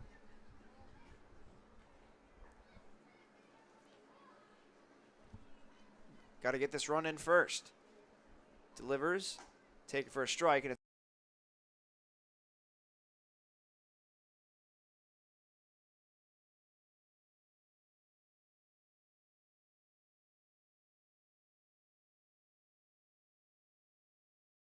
All right, coming back. so Tuma with a runner on first and a 1-1 count with 1 out. Runner on first is Torres. We'll see if he's going. He's not. Outside, ball 2. On deck now is Darius Foster, who has walked and popped out. Love to have Foster on with the hit machine up with runners on. Maybe get a couple of ribbies here, ribeye steaks. Yeah, getting back-to-back base runners here would be big for Big Train. Again, just trying to work their way back into this one. There's 2-2 count now. Slowly and steadily. Still lots of time left in this game. Nearly 5 innings left for that Big Train to do stuff. It's back-to-back zeros from the Train bullpen. The Hive, the Beehive, of course, Braley, Barron, Bedford. All those guys out in the bullpen. The Killer Bees, Luke Baker. Runner goes.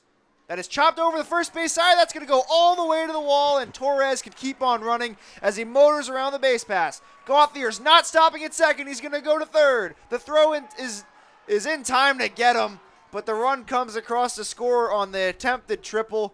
Gauthier asking for a little too much. Luckily, there was only 1 out, and Torres motors in to score the 5th run for the Big Train, and this is a game all of a sudden. Yeah, textbook hit and run there off the bat of Austin Gauthier. Trying to set himself up very nicely for a chase at the cycle with a triple here at the 3rd inning. You know, 3/4 of the way there after 3 innings, not a bad way to start. Instead, gets gunned down, trying to stretch that into a 3-bagger. But a very good RBI to put one more onto the Big Train box on the scoreboard and make this a 5-run game here, 10-5. More on that arrivals and departures schedule for the Big Train, and is trying to lay down a bunt is Darius Foster. But no one aboard as Gauthier was out by about 40 feet at third. I wouldn't say 40 Maybe feet. 20.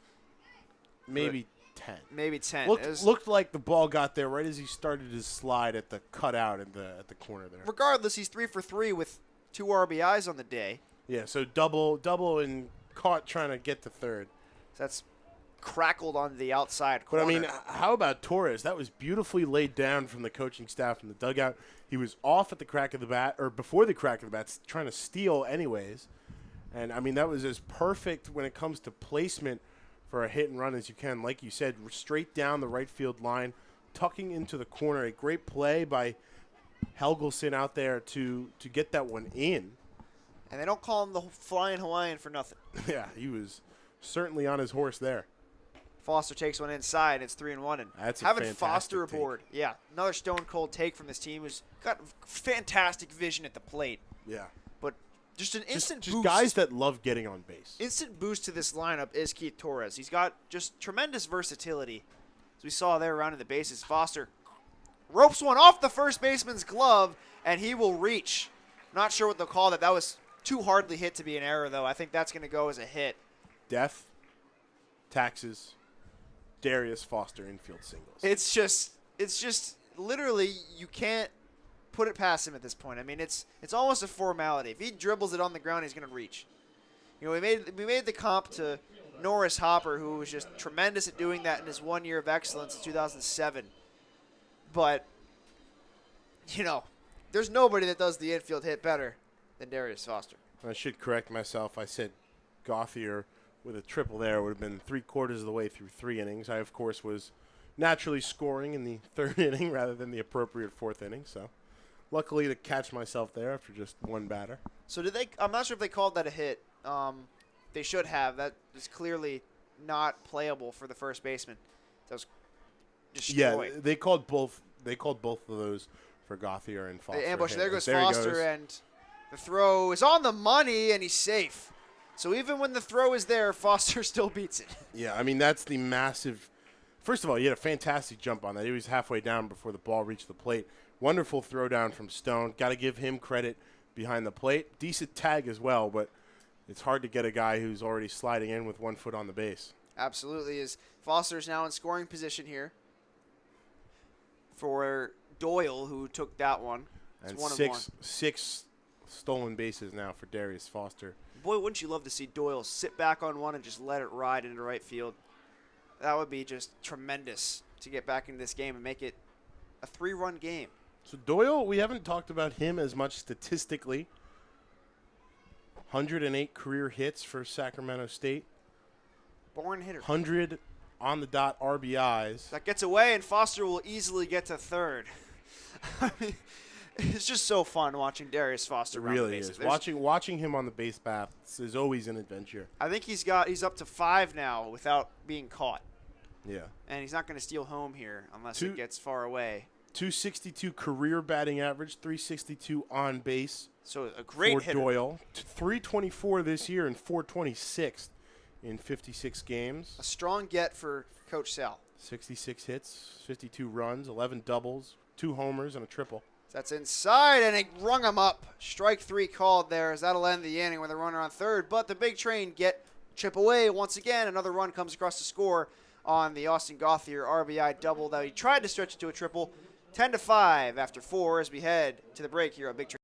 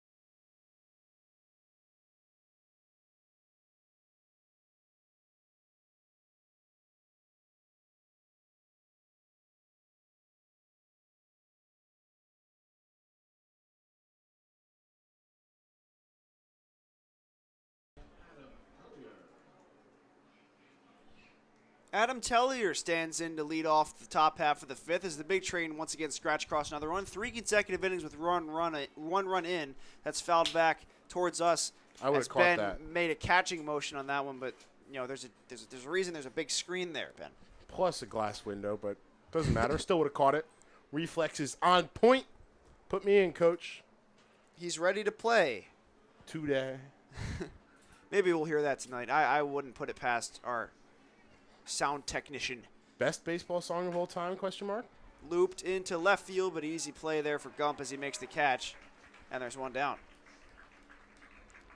I would say it's one of the best baseball songs. I love the song Tessie by the Dropkick Murphys, which was about the 80 or it was about the 2004 Red Sox. I'm sure I've heard it. You probably because I've listened to plenty of Dropkick Murphys in my day when but I needed shipping to, up to Boston when I needed to punch my head through a wall at appropriate moments. But I don't know if I recognize that song just by the name. So. It's not it's Might have to do a group it's less of listen a it's less of a well-known song on like Shipping Up to Boston that's up high. Peg of My Heart featuring the Boss. A sailor peg and I lost my leg climbing up the top sails. I lost my leg. As Braley with a Big 1-0 Train count. TV karaoke. Braley pumps one in there. 1-1 outside. Adam Tellier, the designated hitter. Tellier, or excuse me, it's not Tellier. It's Chandler Kelly. Kelly is 1 for 1 because he was hit and he walked. That's in for a strike, and it's 1-2. Finally getting the chance to swing the bat again. Walked twice. So Tellier, F7 for those scoring at home. I hope you are because so am I. Well, So you're not at home. I'm not at home. Well, I guess I can call Povich Field my second home. As that's outside.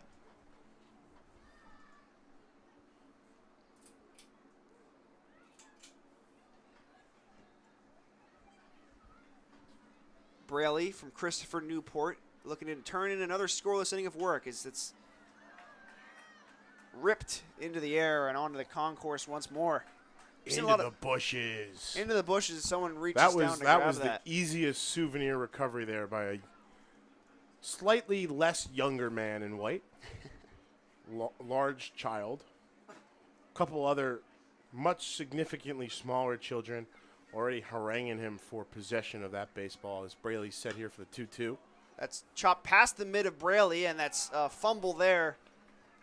Yeah, that's a really tough play for Gauthier at second. Charging that one really hard. I think Braley might have tipped it a little bit, slowed it down even more significantly than it was already muffled in speed by the infield grass here at Povich. We'll see if that is indeed chalked up as an error. It is, yeah. They just called it an error. E4 on that one. Austin Gauthier out of his natural position at shortstop, playing second base, but not something he's a stranger to. He's played it several times. And now it's Chandler Riley. As the runner goes, good throw by Thomas is up high, and the tag is on the money. What a fantastic tag by Keith Torres Just a there. beautiful defensive play by Keith Torres. Running across the bag and gets Chandler Kelly by a foot. Swiped.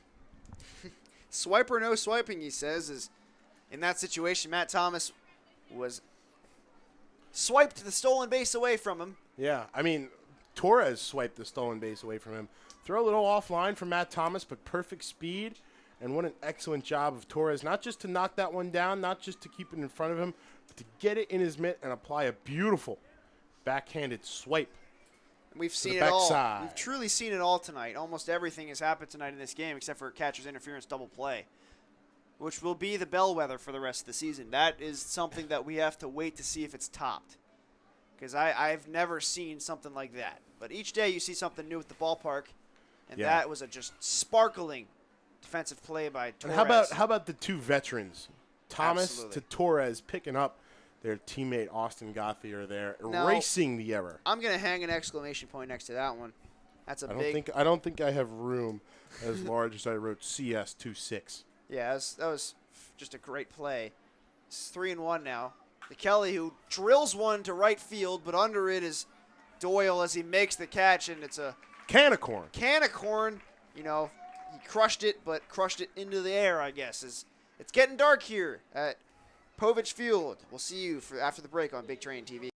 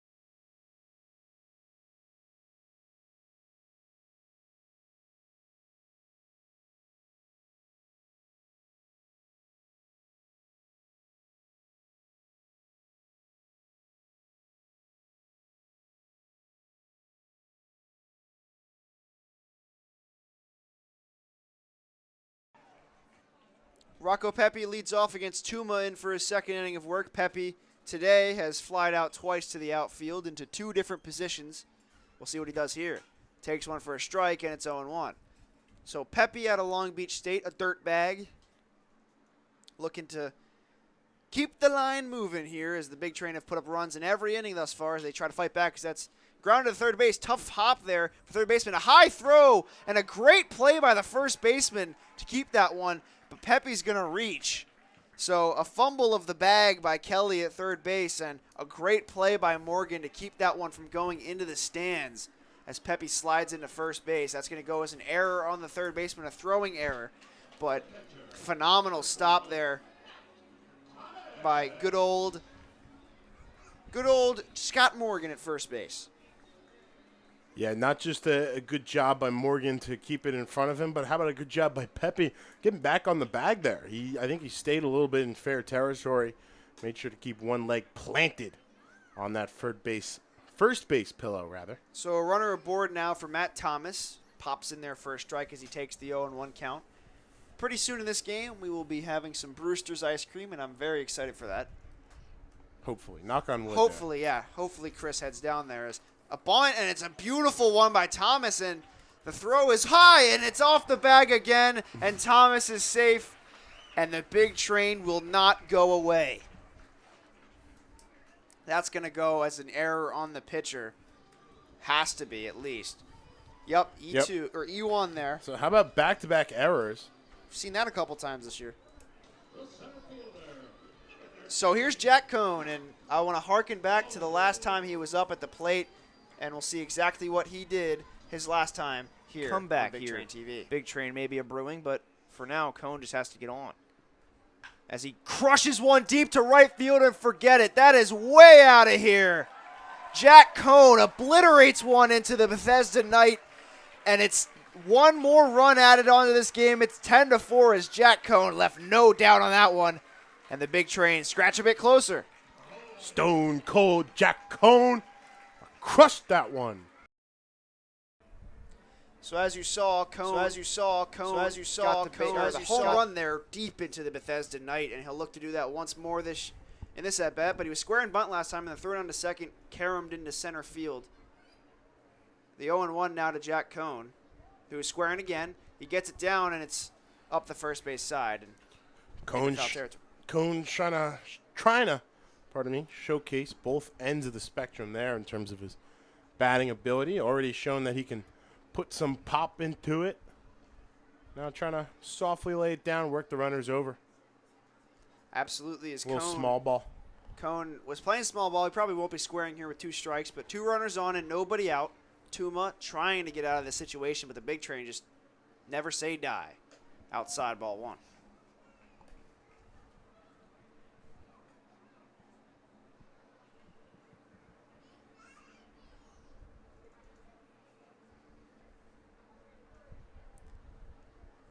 So now, Cohn with a 1-2 count looks to bring in one of these runners once more, and he would love another blast.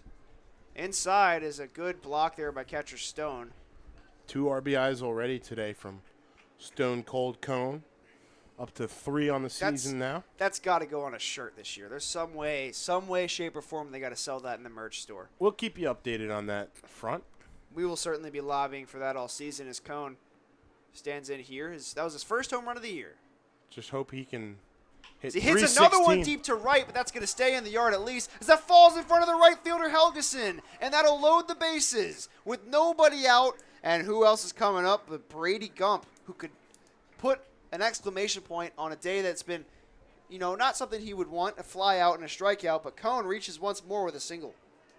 Yeah, Cohn really put a charge into that one. Not as well hit, of course, into the forest as his home run. But really just good action on that, too. Nice little fade there off of his bat. Nice little cut. And gets down in front of Helgeson, who maybe could have had a better play on that ball. Tough Absolutely. to tell. Pretty bad route taken by Helgeson. But a beautiful chance here for Big Train to really cut into this lead some more. They've done a great job of chipping away at it. Now they can land a really solid hook to the jaw here at the Alexandria Aces to go back to that boxing metaphor. Right, and Tuma, I mean, right now is grand slam proof with the 10-5 lead, but a grand slam would be beautiful here in this situation. A couple of unearned runs on the Making docket. a whole new ball game. As Gump takes one for a strike, and it's 1-1. And on deck is Keith Torres, and love to see Kyle Velasquez, and love to see what he could do for an encore. He doubled and came around to score his first time up. We've seen Velasquez put the laces of the ball against the outfield scoreboard there a couple times. So the big train with the bases loaded a couple times here. That's taken inside, and it's 2-1, but no balls have left the yard while the bases have been full. Ducks on the pond, whatever you want to call it. There's 3 big train men out there on the base pass. Bases juiced. In the legal way. Juiced like high C. Chuckles from our producer is swinging a miss there from I believe that's 3 now. Brady Gump. We'll keep score on that. We're still keeping score on obscure players. Haven't had a chance to reference one yet. But Adam salami, Dunn, definitely not obscure. Not in this obscure part at all. of town. The Big Donkey. Big Donkey hit some voracious home runs in his time in the major leagues. I think he cleared Great American Ballpark once. Swing and a miss and foul tipped into the mitt. Strike 3 for Brady Gump for his second straight strikeout. But bases loaded and 1 out now for Kyle Velasquez, who doubled. And if he can send one into the gap, that'll make it a 10-8 ball game. Good speed around the base pass, of course. Pepe's will score easily. Thomas, as a catcher, is still pretty quick on his feet. And, of course, Jack Cohn on first base can motor. But for now, it's Velasquez looking to get those runners in regardless. As they keep chipping away here in this game, after the 7-run first inning against Jack Eddington, the Big Train have done nothing but score. They put up 2 in the first and then 3 in the ensuing 3 innings to make it 10-5. Tuma delivers. Up the middle. Going to be tough to turn 2 here as it's second for 1. Back to first, and it's a double play. Exactly what the doctor ordered for Tuma in that situation, but not for Velasquez, as it's an easy 6-4-3 double play. Side is retired. Big Train going back to work in the top half of the 6th inning.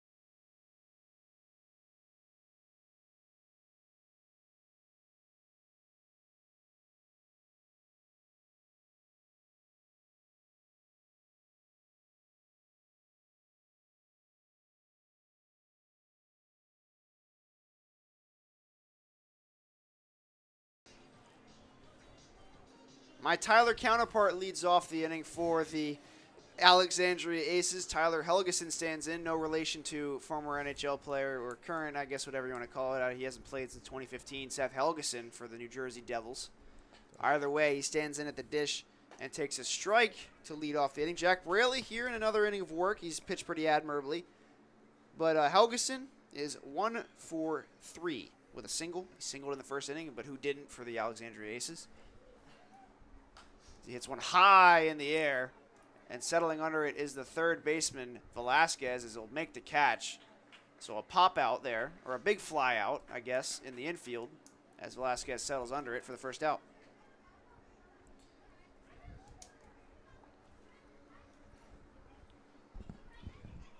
Braley's done a really good job of getting this under control, out of the bullpen. 2 1/3 innings of work now, third inning on the rubber. And you feel that it's And a different guy. He's really settled, and he's really helped this Big Train team overall work into a rhythm. Obviously, he's found his rhythm as an individual out there on the bump, but more importantly, I think the defense has kind of settled in. They're not just standing around, waiting while single after single, run after run comes in. And I think that's definitely helped them pick things up on offense as well, as that last bottom of the inning, first time the Big Train have, not scored a run in a half inning this game, but they really threatened. Right, and it seems like a different guy every night that comes in and just shoves when they come in relief, and that's what you want to see. That's what 3-0. That's what Coach Sal is looking for in this first week of the regular season. I think we've talked at a decent amount, about how tough it is for these coaches and the players, really, but the coaches to kind of find what the right buttons to push in each unique situations are. Correct. Given the fact that they don't have much practice time. Obviously, they know these players. They've watched enough tape. They've gotten to know them through batting practice and bullpen sessions over the last 2 weeks now, but they don't necessarily know the consistency level they're going to get day in and day out. And so figuring out which guy to go to in situations like this out of the bullpen for 3 or 4 solid innings in middle relief is a really good advantage to put under your belt for Sal and the rest of this coaching staff moving forward to the rest of this long season to come. Absolutely, and that might be why Jesse Barron was working in the starting role. Now that Eddington is here and a couple of other guys are going to show up and get healthy.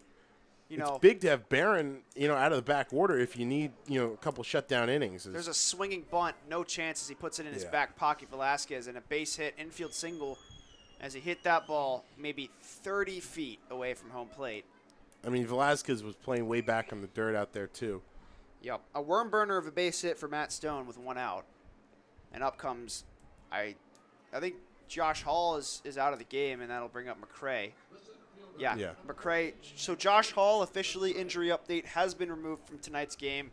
Not sure what the injury is, but it looked painful at second base, colliding into Keith Torres trying to make a play on a double play on a throw from Braley, which was really the low point of Braley's outings thus far. Yeah. He's gotten a couple of quick outs here as McCray stands in, takes one for a ball, and it's 1-0.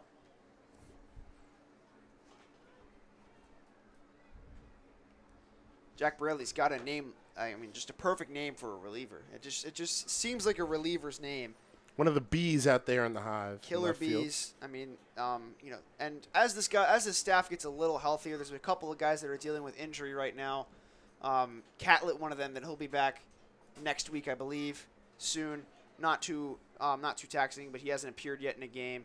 Cooper Rons is now available out of the bullpen, which is huge. Guy that worked out of the pen, I believe, in several instances at UC Santa Barbara. The Gauchos. I believe that's their name, if I'm not mistaken. They're not the Banana Slugs, that's St. Peter's. Or that's UC whatever. Santa Cruz. Santa Cruz. It's taken on the outside half, and it's 2-1.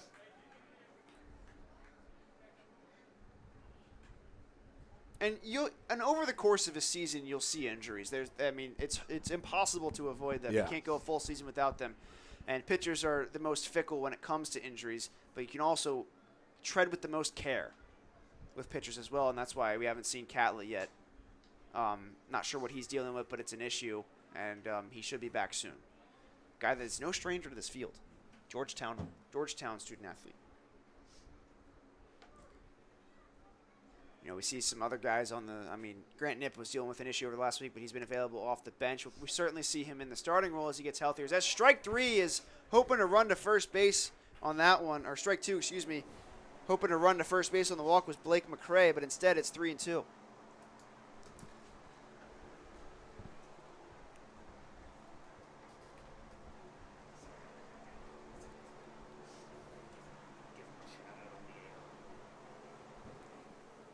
So now a full count as the runner does not go. Feigns like he's going, and there's ball 4 taken by McRae.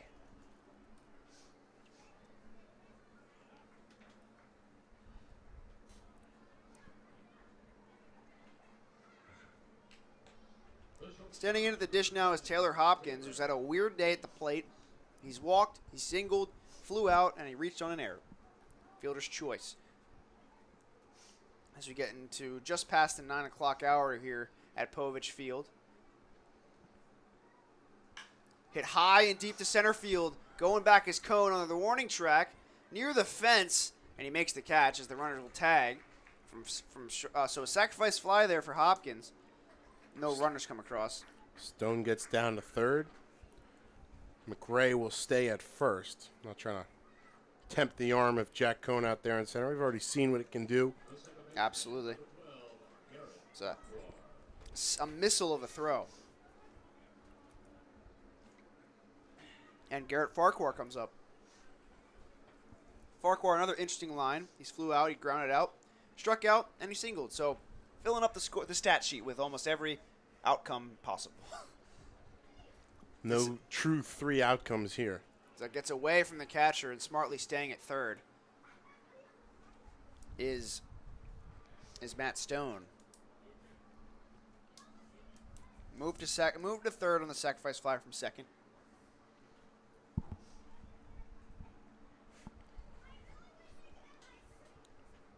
Two outs as we hear, I really wish I could have ice cream from down on the concourse, and that's something we'll touch on in just a second. That's hit deep to center field towards the scoreboard. Going back is Gump, and that ball is gone. A mammoth home run from Garrett Farquhar makes this lead all that more to come back from. And it's 13-5 Alexandria. An absolute bomb of a home run over the train on the scoreboard and into the woods as Alexandria extends their lead back to 8. It's 13-5. Farquhar putting the big fly with that one straight over the outfield scoreboard, like you said. That one was a missile. And really puts a damper on the outing for Braley, who was hoping to get that last out, but now Scott Morgan comes up and didn't think he would come up in this inning.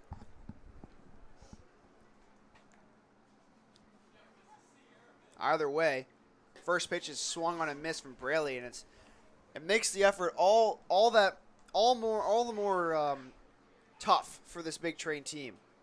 But that was an absolute seed of a home run. It's inside. You never like to give up those long bombs out there on the mound. That ball cleared the scoreboard. We don't see that too often. Yeah, about 375 to straightaway center out there. Not very reachable for a lot of guys. I would think the guy at the plate right now, Scott Morgan, could do just that, but he swings and misses for 1 and 2. So Farquhar drives in 3 with 1 swing of the bat. His first ribbies of the evening.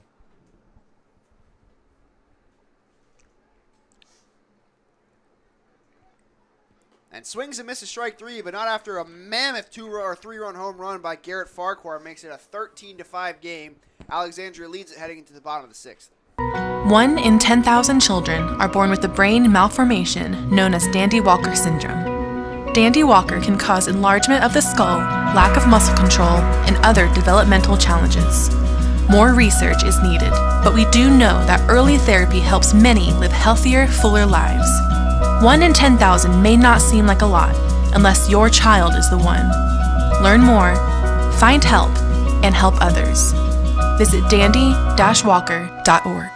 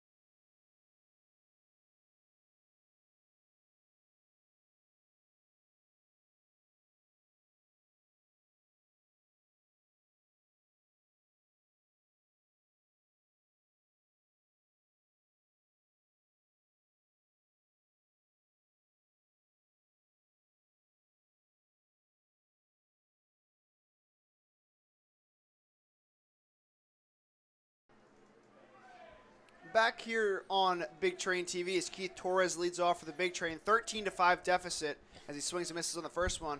So we've been so gracious to be offered our first, I guess, food or whatever you want to call it of the day, and this time it's from Brewster's. We'll show you what we got here in just a second. No better way to take care of the vocal cords Than than with some Brewster's Real Small Batch Premium Ice Cream. So this inning is sponsored by Brewster's Ice Cream, as you can probably already tell. Get the chance to come out to Povich Field this summer. You've seen this schedule plenty of times. Another strike is taken there. Some fantastic food on offer here from both the concession stand as well as the... That's hit deep to right field and falling fast, but that's going to be an easy catch there. So we'll get you back to the game action here. But once again, thank you to Brewster's for sponsoring this. Not really sponsoring, but getting us some ice cream up here. Really appreciate it. Keeping Certainly us cool up here. in the dog days of summer. Yeah, we're not even there yet. Not even We've close. barely reached the middle of June. Just phenomenal ice cream as normal. I mean, there really are some great food offerings here. Of course, Gregorio's Trattoria. Some excellent Sponsors the pregame show. Some excellent pizza, keeping us fed as well as the players. Catalyst hot dogs over there behind third base. Making a mean Frankfurter, Jersey Absolutely. style. Plenty of toppings on offer as well. And then you got Brewster's over there behind first base. Keeping everybody cool and sweet here at Povich Field all summer long. Yeah, once again, thanks to Brewster's for getting us some ice cream. But for now, it's Austin Gauthier as we enjoy our sweet treats on the mound. He is 3 for 3. Nearly had a triple his last time up that drove in a run, but 8-run deficits are hard to come by. Hard to come back from a couple of zeros, but a big, big home run from Garrett Farquhar. As the chant from the fans were rallying behind the Big Train, as there's the first strike, as it's 3-1 now to Gauthier. As I try not to drip on my scorebook. Yeah, I got a couple extra napkins over here if you need them. Absolutely. A couple weeks from now, you're going to be trying to look back, double-check a stat, double-check an outcome. Say, oh, what's that? It's fouled back into the screen. It's a full count. That's So not Gauthier, a score. That's a drop of vanilla ice cream. Terps have just got to love what Gauthier has done this season. At the plate, 3 for 3 today, 364 coming into the game. Been a steady presence at the top of the lineup. Excited what he can bring to that Big Ten team. Making use of the COVID year as he works. Ball 4 there, coming There's from a Hofstra. Good start as Gauthier's on base again. I'm so glad we got ice cream up here. Maybe next time we'll have Catalyst hot dogs up in the booth. We'll have to wait for that. Slightly harder to eat while bringing you our lovely voices. Very true, as Darius Foster is the batter. He is 1 for 2 on the day. He singled and stole a base and walked. Came around to score. Love to get one into the gap here instead of in the infield. That's high, ball 1. Now, Gauthier, we've definitely seen his speed on display, but he's not a guy that's tried to take many bases. We'll see if he can maybe at least open up first base for Darius Foster here.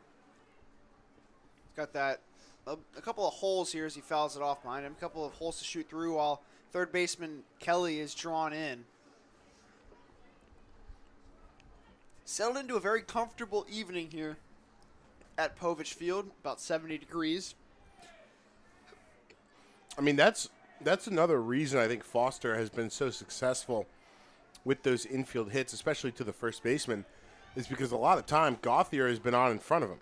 And so you have, whatever respective first baseman is working that day for the opposition, covering on the bag, playing far over towards the line. And so even if Foster does chop one hard, fast, slow, whatever speed it is coming off the bat, the first baseman's normally got to come over, field it, and wait for the pitcher to get over and receive the flip. And there's not a lot of pitchers in the Ripken League that are as fast as Darius Foster getting down that first base line. As he foul tips that one into the mitt of Stone for strike 3. Won't get a chance to use the wheels here, as with 2 outs now, Trevor Doyle, who struck out twice and walked, will hope to burnish his credentials a little bit here in his 4th at-bat of the game, for 4th plate appearance of the game, excuse me. Looking for his first hit as a member of the Big Train. And that can be hard to come by. We've seen a couple of guys struggle with that. I mean, Ryan Doherty, the biggest example, but he was not a hitter. He is not a hitter. He is a pitcher. And he just had to step in and pressed into service, as we've said so many times. Doyle takes that one on the outside half, and it's 1-0, up a bit in the strike zone.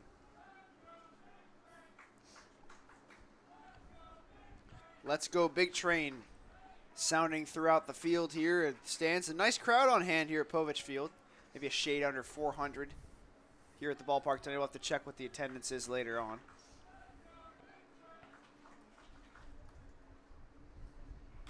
Doyle laces one into left field into the screen, and if he had gotten all of that, that could have been right back in it, a 13-7 ball game.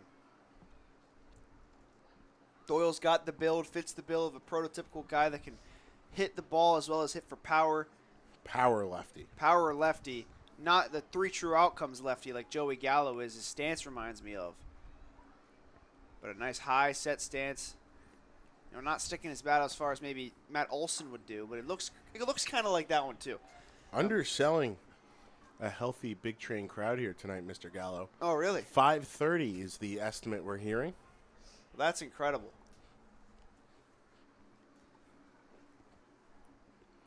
Almost 2/3 of a way to a sellout 750-person capacity here at Povich.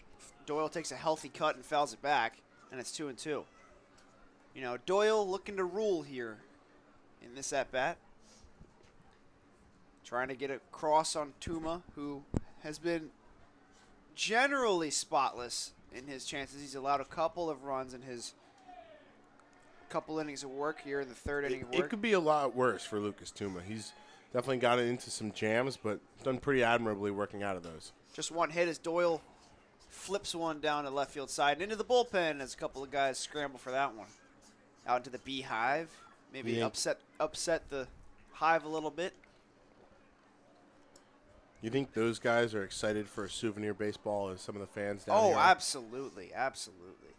Totally I mean, agree. it's a kid's game, so always excited for souvenir baseballs, regardless of what it is. And I would love to be down there making some plays. But I'm up here in the booth calling the plays for you at home. You're on Big Train TV. Shameless plug as the breaking ball is in there, and the count will extend to 2-2, or 3-2, excuse me. Full count now, and love a walk to get Pepe up to the dish, who's had a rough day, but would look to expand upon it here with one swing of the bat. Trying to fight back desperately in this game here in the 6th. A lot of time left in this inning.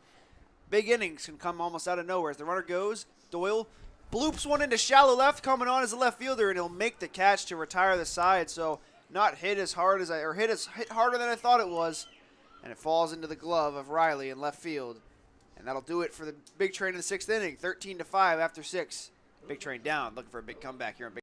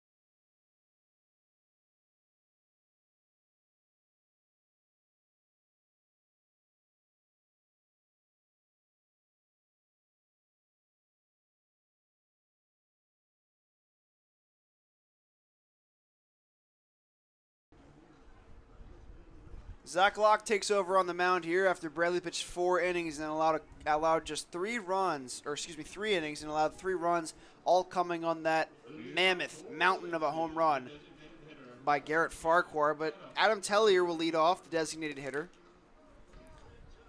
Yeah, the big fly really ruining what was otherwise a pretty stellar outing from Braley in the middle of this game. And here's another guy who'd love to put a couple innings back-to-back. We've seen his shutdown stuff at a couple times throughout this season. Zach Locke, sophomore, another dirtbag at a Long Beach State. We'll have to wonder if he remains on the mound for the 10th in that suspended game. Technically, he is the pitcher of record currently. Yes, and he did a great job getting out of that But jam. I mean, we'll have to see.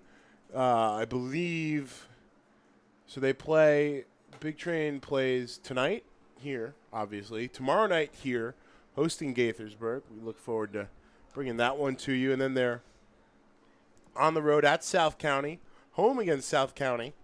And then the doubleheader, quote-unquote, starting a little earlier than the normal 7 p.m. start time with extra innings up at Silver Spring.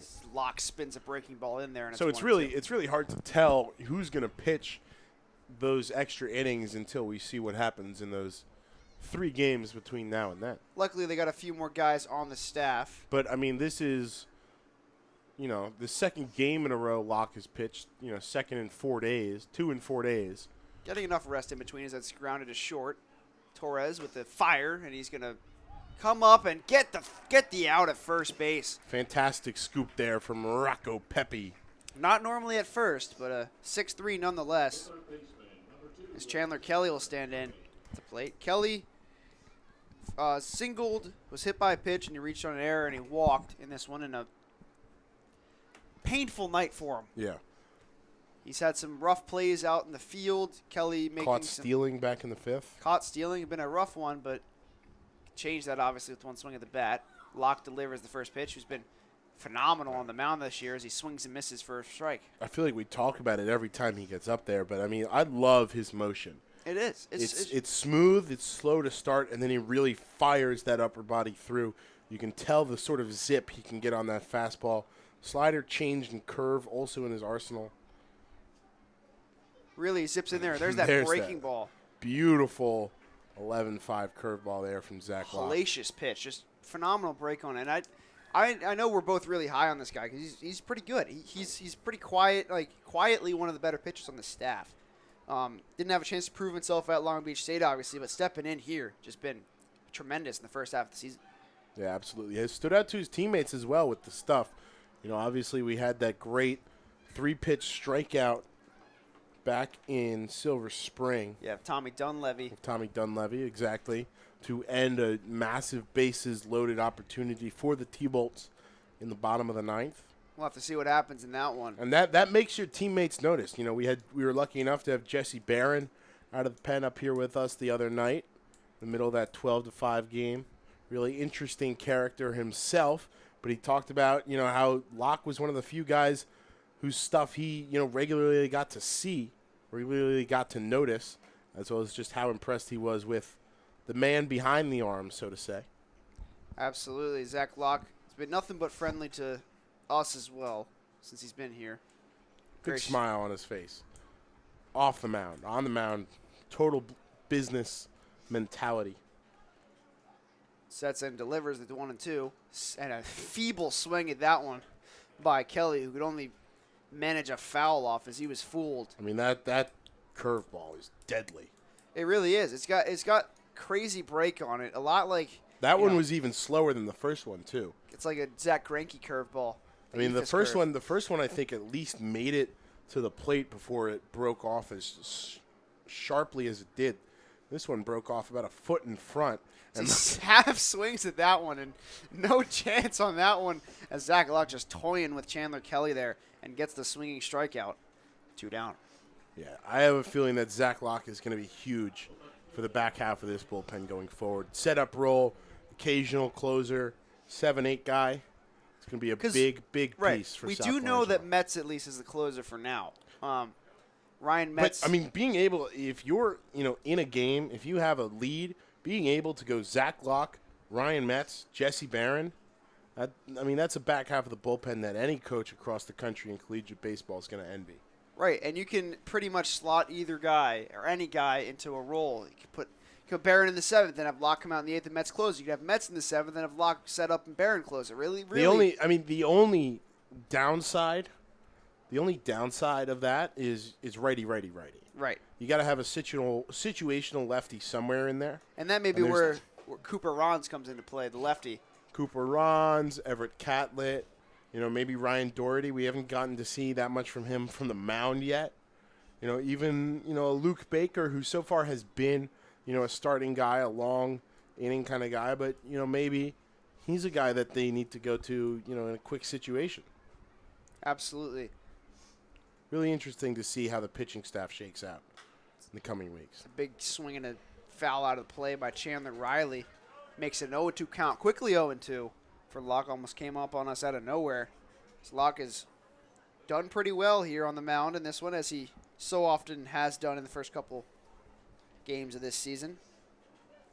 But for now, it's 0-2 to Chandler Riley. Two Chandlers back-to-back. The Chandwich has been referred to it as. And a breaking ball in there, strike 3 called. There's that beautiful curveball. And Locke with a 1-2-3 inning with a pair of strikeouts. Big Train have a big comeback to come in front of them, but they have to get some runs across in the next inning. We'll see you for the bottom half of the 7th here.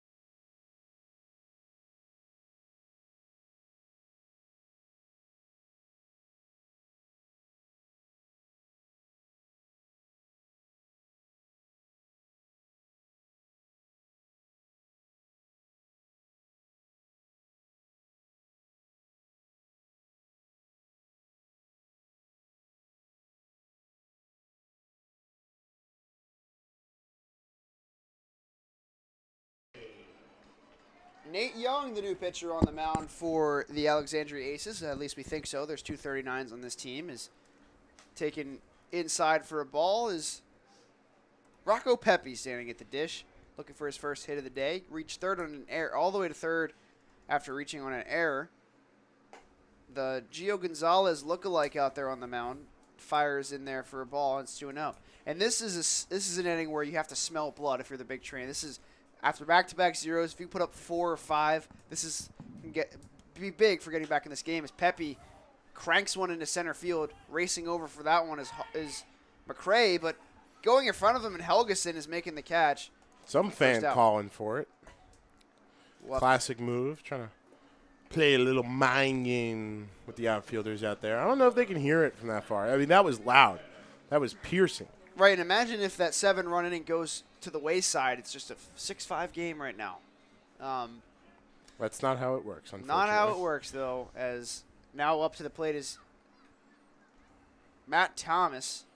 Pepe flew out to right, and he's completed the fly out to all outfielders. Tic-tac-toe. Not something he certainly won at the plate, tic-tac-toe, but did have an error and reach sprinkled in there. Pepe put some good swings on the ball today. So here's Thomas, who's walked and reached on an error and grounded out. It's outside, and it's 1-1. From Alex Young, the senior from George Mason. Nate Young. Nate Young, not Alex Young, MLB pitcher. 0-1 record, 5 appearances, 2 starts in 2020, 15 strikeouts, 13.1 innings of work. So that bends in there for a strike, and it's 1-2. 8 appearances and 5 starts his freshman year with the Patriots. 23.62 ERA back then. So probably not slowly working it down from 2019 to 2020. We'll see. Probably will be somewhere in the range of 4 to 5 if that trend holds next season at Mason. Ephrata, Pennsylvania native. Up high is Thomas. Ephrata, probably in the middle of nowhere in Pennsylvania. Recruited to Pittsburgh, Virginia Tech, Delaware, Villanova, Shippensburg. It's a lot of Has teams. a brother at Messiah College. Reading his bio here on the George Mason website is yeah, that's right. I can read. Strikeout there of proving the doubters wrong. Matt Thomas, and Jack Cohn will stand in, who's had a pretty great day at the plate. A home run, a single, and an RBI on a fielder's choice. Jack Cohn looking to remain stone cold here. Yeah, really one of the bright spots, along with probably Austin Gauthier. And, yeah, I'd say those two would probably be my 2 stars of the night for the Big Train. Maybe Darius Foster as well, if he can. Could have given it to grab Braley. Something else. But that home run, that mountainous shot. Braley was so close. Just, I mean, that's going to leave a sour taste in his mouth after a pretty solid effort. Absolutely. Sometimes you get beat, and that ball was no doubt. Cohn looking to do just what he did earlier again, as that's inside and nearly grazed the jersey of Jack Cohn, but instead it's 2-0. Cohn, on that home run, deposited it through the trees and into the woods here that surround Povich Field at Cabin John Regional Park. As Cohn hits another one to center field. That's pretty deep, going back on the track at the wall, and that's going to bounce in front of the fielders, and Jack Cohn is going to get to second with a stand-up double. So Cohn I thought for a second he'd lost his helmet. He kept it on, but it looked like the Jack Flown was flapping behind him there as he motored his way down to 2B. Jack Cohn been one of the best late signings this team has probably found, as he obviously was added to the team a little later than the most guys were. I believe it was a week or so before the season started he was signed, and just been everything the Big Train could have hoped for thus far in the season. Triple shy of the ultimate cycle, because it would include a sacrifice ground out to the second baseman.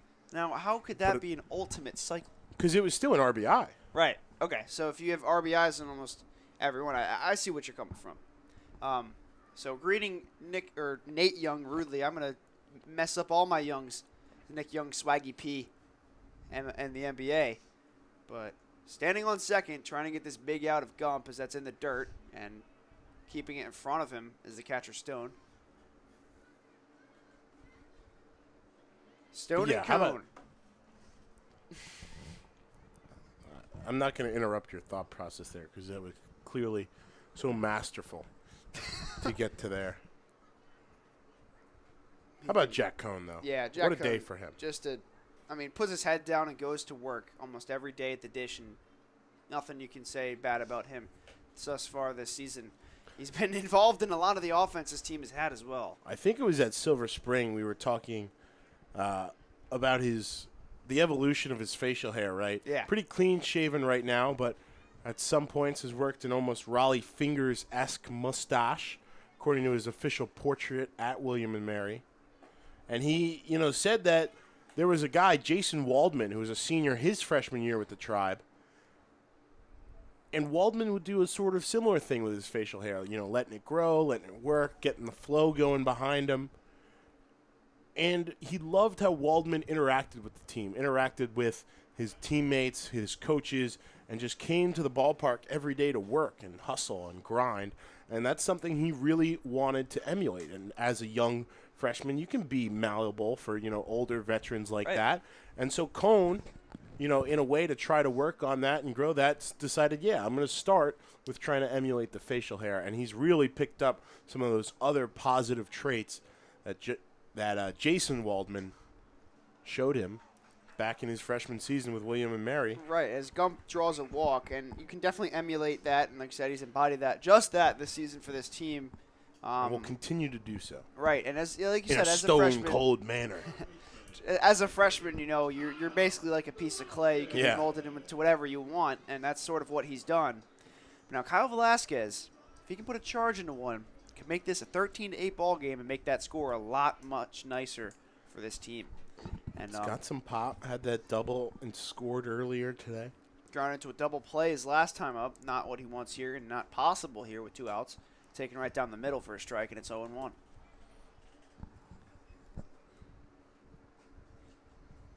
The spirit of Jason Waldman lives on here on second base at Povich Field.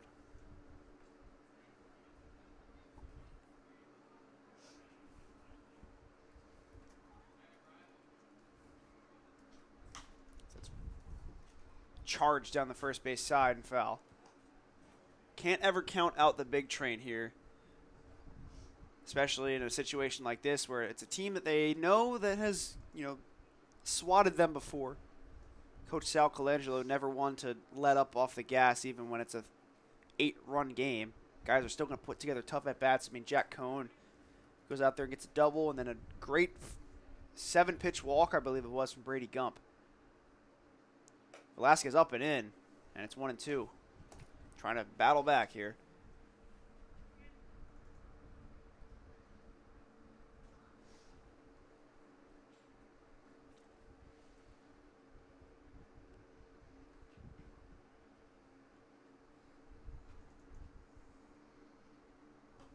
And taken, strike 3 called. So caught looking there to end the inning is Kyle Velasquez for his second strikeout of the game. Big Train get 2 aboard but can't bring any in. It's still 13-5 here on Big Train TV. But next we have a word from our sponsors here on the Dandy Walker Alliance on Big Train TV. 1 in 10,000 children are born with a brain malformation known as Dandy Walker syndrome. Dandy Walker can cause enlargement of the skull, lack of muscle control, and other developmental challenges. More research is needed, but we do know that early therapy helps many live healthier, fuller lives. 1 in 10,000 may not seem like a lot, unless your child is the one. Learn more, find help, and help others. Visit dandy-walker.org.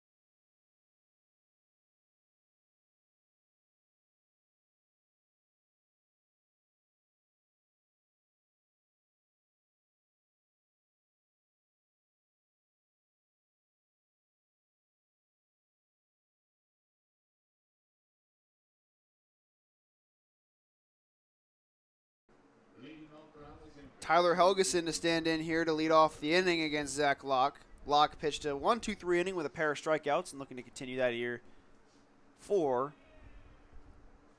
the big train, as standing in at the dish once again is Helgeson as he chops one up the first base side, a swinging bunt, half swing, and he will reach with an infield single, and we've seen 2 of those today. Yeah, tough little play there. I think it was Matt Stone that reached on that little dribbler up the third base line in the last inning, or I guess the 6th inning now. Not the last inning. We're out in the 8th. Time it's a running tough out. play for Velazquez at third. Right, and time is running out here for the big train to get back into this one, but So we take a look at the Cal Ripken. that gets in and hits Stone, and quickly things are unraveling for Zach Locke. In the meantime, we'll take a look at the CR-CBL out-of-town scoreboard. Of course, 13-5 here in the top of the 8th. But a couple other really interesting games across the league. South County Braves and Silver Spring Tacoma T-Bolts tied at 8 in the top of the 7th. And in the bottom of the 10th, Gaithersburg and the DC Grays tied at 7 as well. So plenty of interesting action around the league. Who's off tonight? Who's the one team that's off tonight? There's always one. Believe, or I could just be completely incorrect.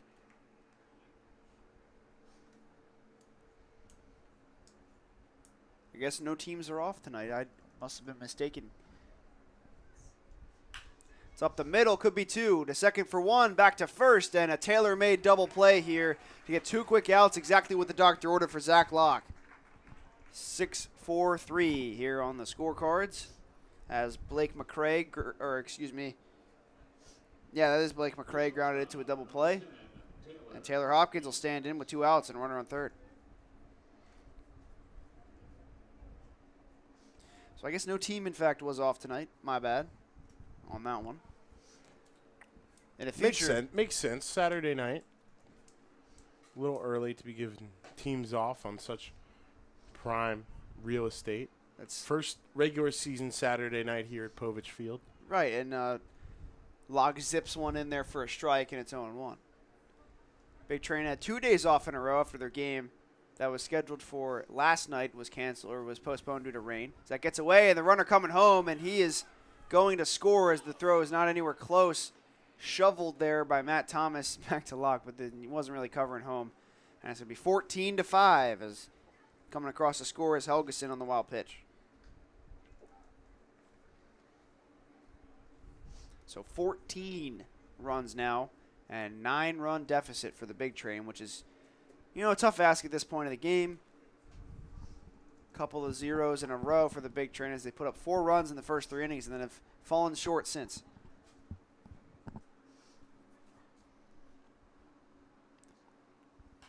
Fouled back there by Hopkins, and it's 1-2.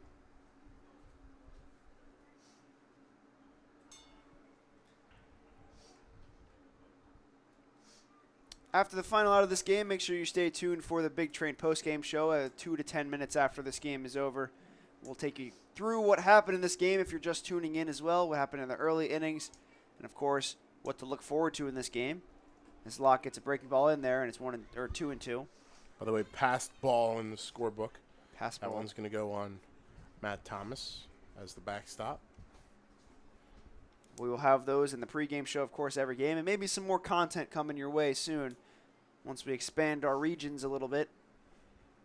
Locke looking to get a big strikeout here, outside half, and it's full count. Torres and Velazquez over there on the left side of the infield, already walking towards the dugout.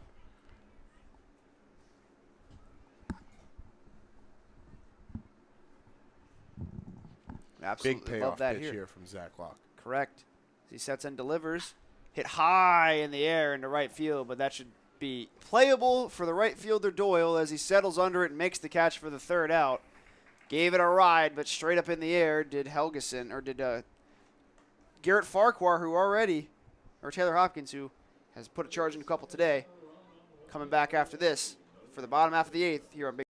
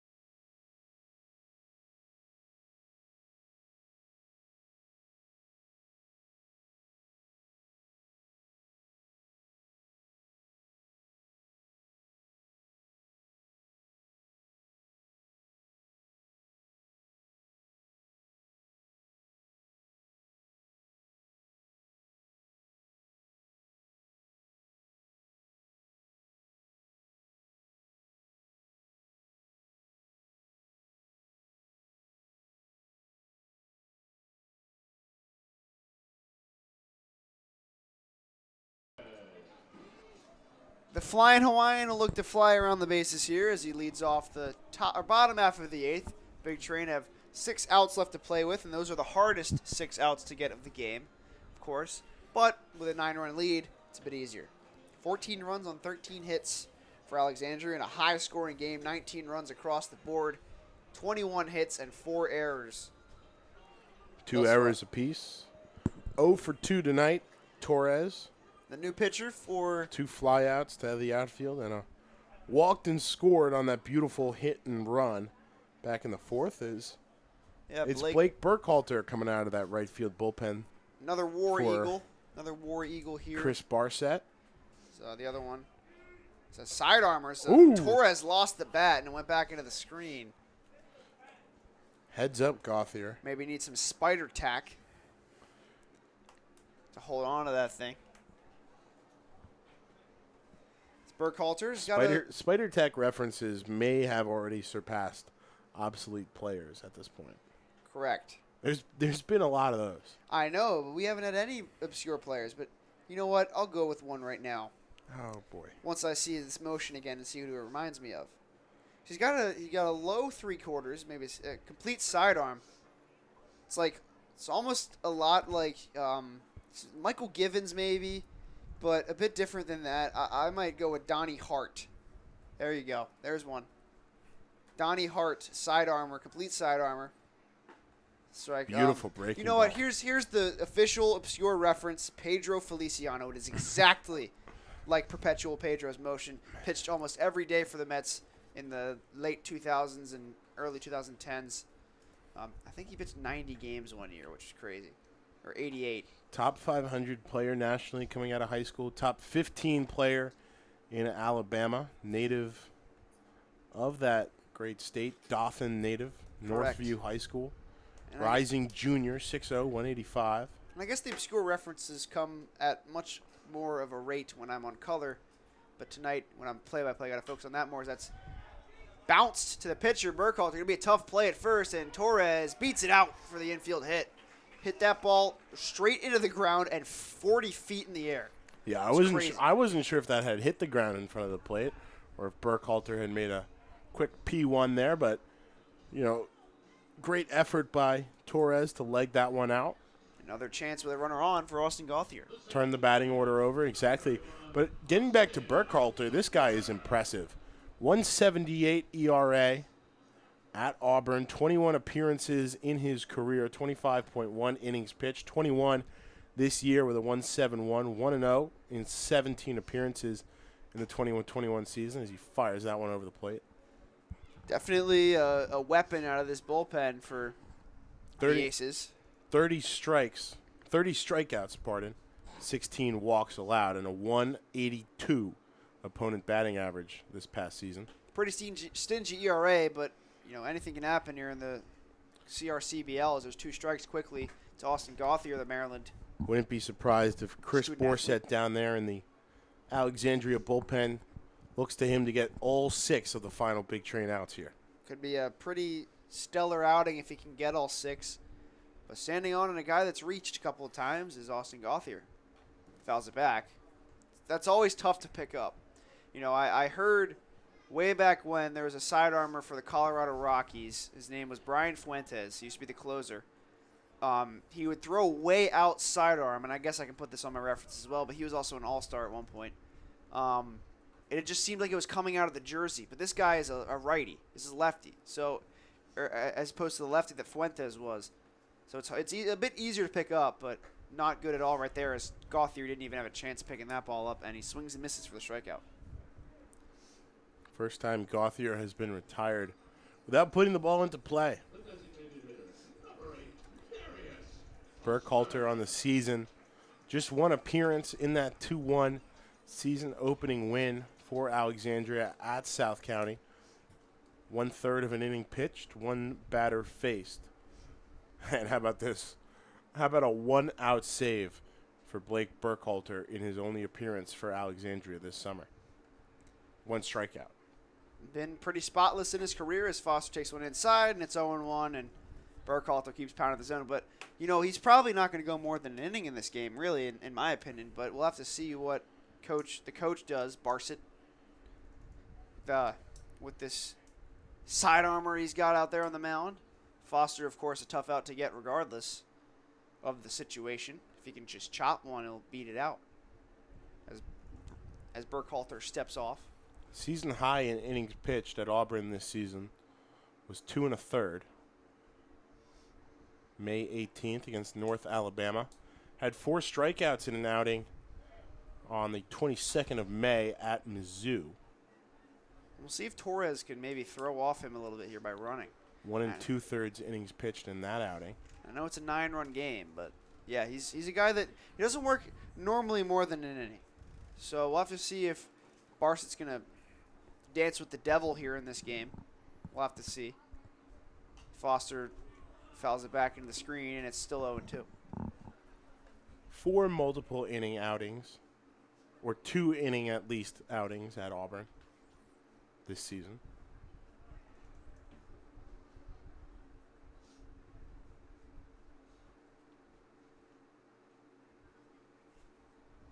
Six in total of more than 1.0 innings as he puts ball 1 on the outside there to Darius Foster. So a guy that's no stranger to going multiple innings, but a Definitely guy that has it in him, but I mean, I definitely understand what you're saying for Borsett, where this is only his second appearance of the season. He hasn't pitched in a week. If you need 6 outs from him, sure, you know you have that in the tank, but why go to it if you don't need to? It's the hit and run on here, and this one's skied back to the left side and out of play. Torres in motion and hoping to get there as Foster nearly blooped that one into left field, but instead he put it into the screen. Not as successful as the previous hit and run with Torres on the base path. Would love to see one come all the way around this time, but for now. It is impressive. Hit and run or no, it is impressive to score from first. Torres was just flying. I mean, there's a reason they call him the Flying Hawaiian. I already said this, but he just blasted around the base path. I think that's was in part helped by Gauthier trying Absolutely. to stretch it to that triple. I mean, in a very unobscure reference here, you think back to that 2019 wildcard game for the Washington Nationals where they had the bases loaded. Juan Soto hits what would serve to be the game-winning double, and he gets caught in a rundown trying to go from second to third, but it doesn't matter because the third insurance run basically is coming home to score, and so being able to trap that throw on the base path. That's ripped into left field for a base hit, so Foster just reaches out for when it gets there. I'll tack on to that a little bit is the unfortunate beneficiary of that play, Trent Grisham. Yeah. That really changed his career. I mean, he is now a phenomenal player for the Padres. Yeah. And the Padres saved him. I mean, like, he was not going really anywhere with the Brewers. I forget whether it was almost I forget whether he was traded. Like, he was traded pretty quickly after that. Yeah. I think it might have been like the first active day of the MLB offseason that he was sent out to San Diego. And I actually got to see him when the Padres came up. I got to see him at PNC Park at a Pirates game in April. I did as well. Gave him a hearty round of applause when he was announced. My favorite Padres player. Yeah, he and then he took that season and built upon it and won a Gold Glove. Yeah, good for him. So, I mean, he's just become a phenomenal player.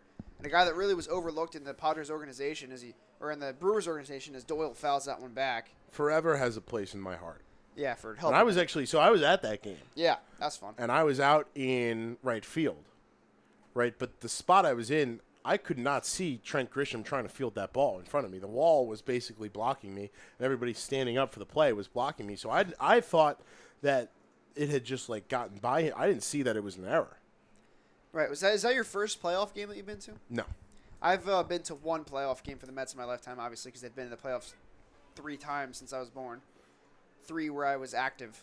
2006, I did not go to any. And then 2015, I went to one in the World Series, which might have been probably the hands down best experience of my life. Conforto went yard twice. That was the they game won that game? No, they lost. That was the game where Murphy let the ball go through his legs. Yeah.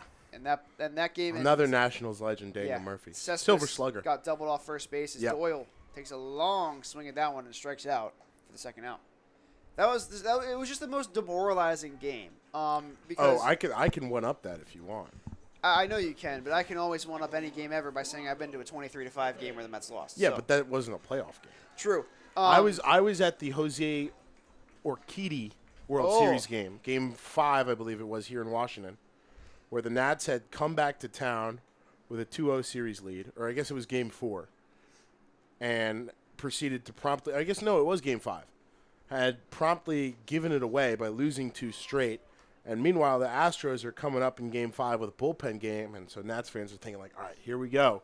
We're going to get one back. We're going to get one at home. Place is going to be rocking. Nope. Astros go up by 3-2 as Jose Urquidy and Alex Bregman grand slam in that one really put the Nats to bed. But, hey, all's well that ends well. That is true as that gets away, but that's going to be a foul ball regardless. But it was just so sad because obviously that series was in a microcosm was just crazy because the Royals bad bipped the Mets to death throughout the entire series. It's no stranger to that. Mets had the lead in almost every game. The Royals really did play in 2 very strange World Series. Well, just think about it. The Royals hit 2 home runs the entire series. Both were in Game 1, and one was out of the park. So that's blooped into center field to fall in for a base hit, and that'll bring in a run as Foster almost comes off second base, but a RBI single there for Rocco Pepe, who gets on the board and checks in with a single. Yeah, I mean, that's a great job by Darius Foster. Trying to be a little over-aggressive at first.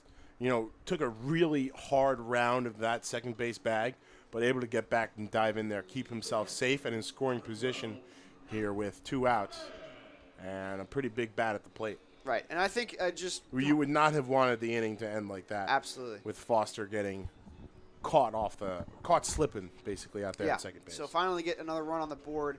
But yeah, just the Royals, I mean, it was their lineup just nibbling, just nagging. It was crazy. And that game in itself, Conforto went yard twice. I think it was 3-1, and then that run came in the Murphy one. Just sad. I mean, it was tough to swallow. I didn't really I wasn't too mad, but I knew the Mets could have easily won that World Series. That's up and in. That was a really good World Series. It was. It's one of the forgotten ones of the era, but I think it was good. It gets swept up because it's the Royals one. Right. And the worst World Series team Royals. of the decade, by far. But still, I mean, I would have traded nothing to be at a game like that as 2-0. I mean, it was crazy. Those are the games where win or lose, it's like, holy cow, it's the World Series. I'm more than thankful for going to that game. I'm thankful that my dad got me tickets. I actually went to a Devils game earlier in that day, so it was a great sports day for Tyler. It's a pretty good 1-2 punch there. Yeah, they won in a shootout in the afternoon to the Islanders. It's 2-1. But yeah, it was just crazy because I was in bed by the time they lost because it was like a Tuesday night. And my dad made me go to sleep earlier in that game. I'm not mad about that at all.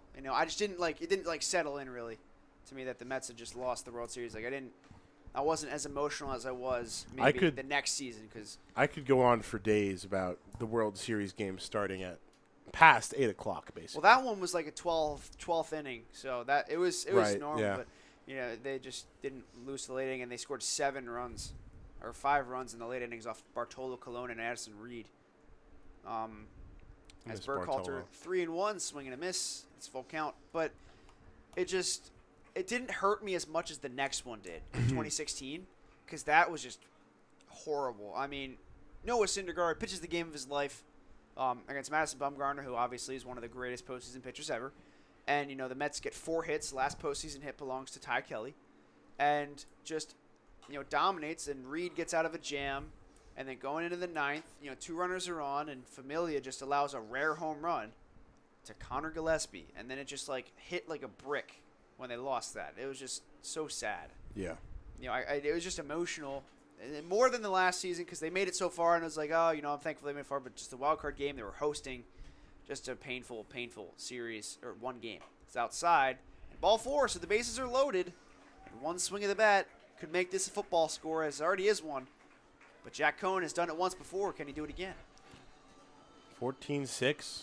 Missed extra point for the big train tonight. Maybe they can get that on this one right here. Player of the game so far, step into the box. Sacrifice, ground out RBI in the first. Solo shot to right. Single and a double. Triple shy of the cycle is Jack Cohn. And a triple could be easier to come by with 3 runners on base here. As that one's drilled down the right field line, that's going to tail away from the right fielder, Helgeson, and go all the way to the wall, and Cone is flying. The throw comes in. He'll have to stop at second, but it's a 2 RBI double for Jack Cone. Man. And don't go away, ladies and gentlemen. This game is not over. 90 feet shy of a cycle there.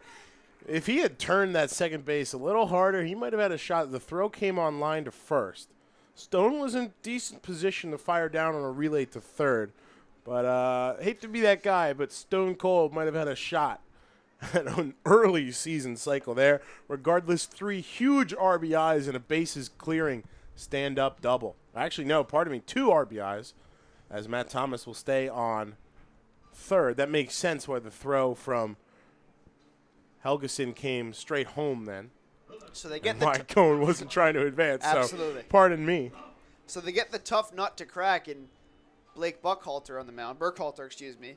Not Corell Buckhalter of the NFL. Or Greg Berhalter of the United States men's national team. Either way, it's Brady Gump who can put just an end to a tough day at the dish. He gets one out here. Gets one down the line. This is a game again. 2 runners in scoring position, 2 outs, and a chance to get this to a 4. So that gets away and not moving is not quick Thomas. enough off the draw there was Thomas. We know, of course, how much he prides himself on his base running ability. So Creeping down the line there. Because catchers aren't always the fastest runners, but he's a quick one. Yeah. Quick. He's an interesting guy because, he's a utility. He's a DH. He's an outfielder. He can play some second base as well. One of Coach Sal's favorite players probably will move back to the outfield once, or just somewhere else he's needed once Nip is back in full health. It's taken outside, and it's 2-0. Great take there. And with the base open, do you think they're maybe pitching around him to get to Velasquez, who's just had a double today and a couple of strikeouts? No offense to Brady Gump, but I don't think that Velasquez is the guy you want to face. So that's inside, and there's the first strike from Burkhalter. Velasquez is the guy who's, put a decent charge into a couple balls. 3 doubles on the season. I don't think he's a guy you want to face with the bases loaded either. Definitely not, as Gump, this is the smell blood inning I was talking about last one. The 3 runs is good, but they need more. They need to get at least 5 in this inning to, see it as a success, I guess. Is the ump out of baseballs? Looks like they are. They're pointing back to something behind the concourse. Maybe some lights on over there? Can't tell. Of course, Big Train President Bruce Adams. I'm guessing a car just pulled in and had its lights on, pointing directly into Povich Field over here. Can't really see from Right. We'll have to see if it affects anything going forward. But Burkhalter is a big out to get here, and Brady Gump settled back in now. Just could put. Yeah, somebody's lights were on, we're told. Could really just be an important hit here if he gets one. It's been a season of it's been a bit of a struggle for Gump early on in the season. 3 hits, 2 RBIs, 2 walks drawn. He's put together some good at bats, been robbed a couple of times. So this order just is a well-oiled machine for the Big Train. Putting up 8 runs in a game normally gets you the win, but unfortunately not in this one thus far. It's normally enough. With Burkhalter, they have certainly not gone quietly. So that's inside ball 3, and the count runs full. Velasquez on deck, and Torres, they could bat around if they get to him, but for now, Velasquez really just trying to. It's an icy vein take there from Brady Gump. Very good. Ice and veins. You got that badge from NBA 2K. And swings and misses strike 3, and that'll do it for the inning. But the Big Train come across with 3 runs on the 2 RBI double by Jack Cone. They're still down by 6 as they head to the top of the 9th here at Povich Field.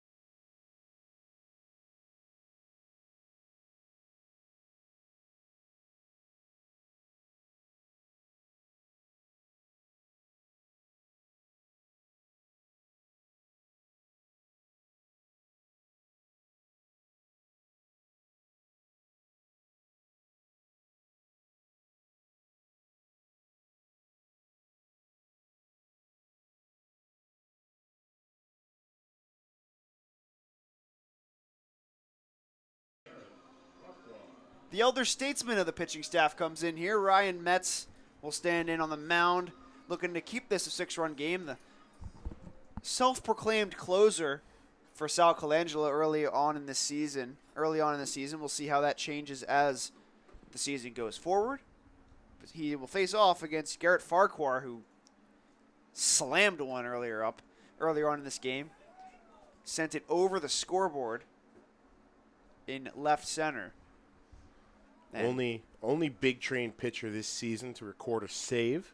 Correct. Back in that Gaithersburg game. Came in a 3-run game. Got a couple extra runs in support. Made it a 6-run ball game down the stretch there. It's 1-1. Hoping to get a different sort of run support tonight. Absolutely. If he can get 6 runs in the next inning. The Big Train put together 9 runs in their last 2 innings to tie this game. Beautiful effort. But they still have to do that as that's up high, and it's 2-1 from Ryan Metz. Metz this season had that 1 appearance. That's all he's gotten so far, and has been, proclaimed as a late inning guy here, and also told us to say once again there was 98 from both sides. So watch out for this guy coming out of the bullpen. Just like to remind you of that fact. In actuality, though, changeup, cutter, 4-seam, working on a curveball. Ryan Metz, rising senior at Virginia Tech. Fishers, Indiana native. 3-1 now. Hit a mile high in the infield. Metz will settle under it, and that'll be taken by the first baseman, Pepe, as he makes the catch. Yeah. P3, I guess, on that one, or F3. That one was hit about a kilometer in the air. And again, good job by Pepe, realizing that he has the best angle on that ball. Thomas trying to backtrack a little bit, working from his spot behind the plate. Metz coming in from the mound is always going to be the first player called off by any other defender. We've seen some plays and like that Pepe drop. able to sprint in just shy of that plate and get it. Ooh. Roped up the middle, going to be a tough play on the backhand. The throw to first is in time to get him. What a play by the second baseman. I believe that was, is that Torres at shortstop? It was Gauthier. Or Gauthier. All the way over. Derek Jeter-esque with the jump throw.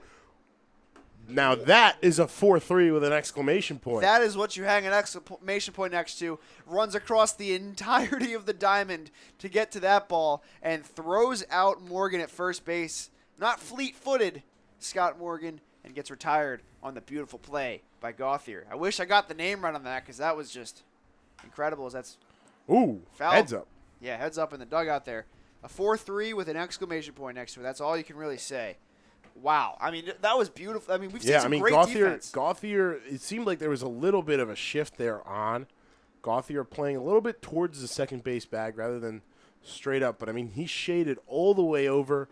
Torres wasn't going to get over to that one. Backhand, jump throw off the back foot in time. So that's hit. Again, a swinging bunt at the first base line. And he is safe at first. And Metz sitting on the foul line. Selling out for that throw. How the heck does this keep happening? This is the third swinging bunt to reach this game, and Tellier gets aboard with his third hit of the afternoon or the evening. And three different aces have been the beneficiaries of that. Correct.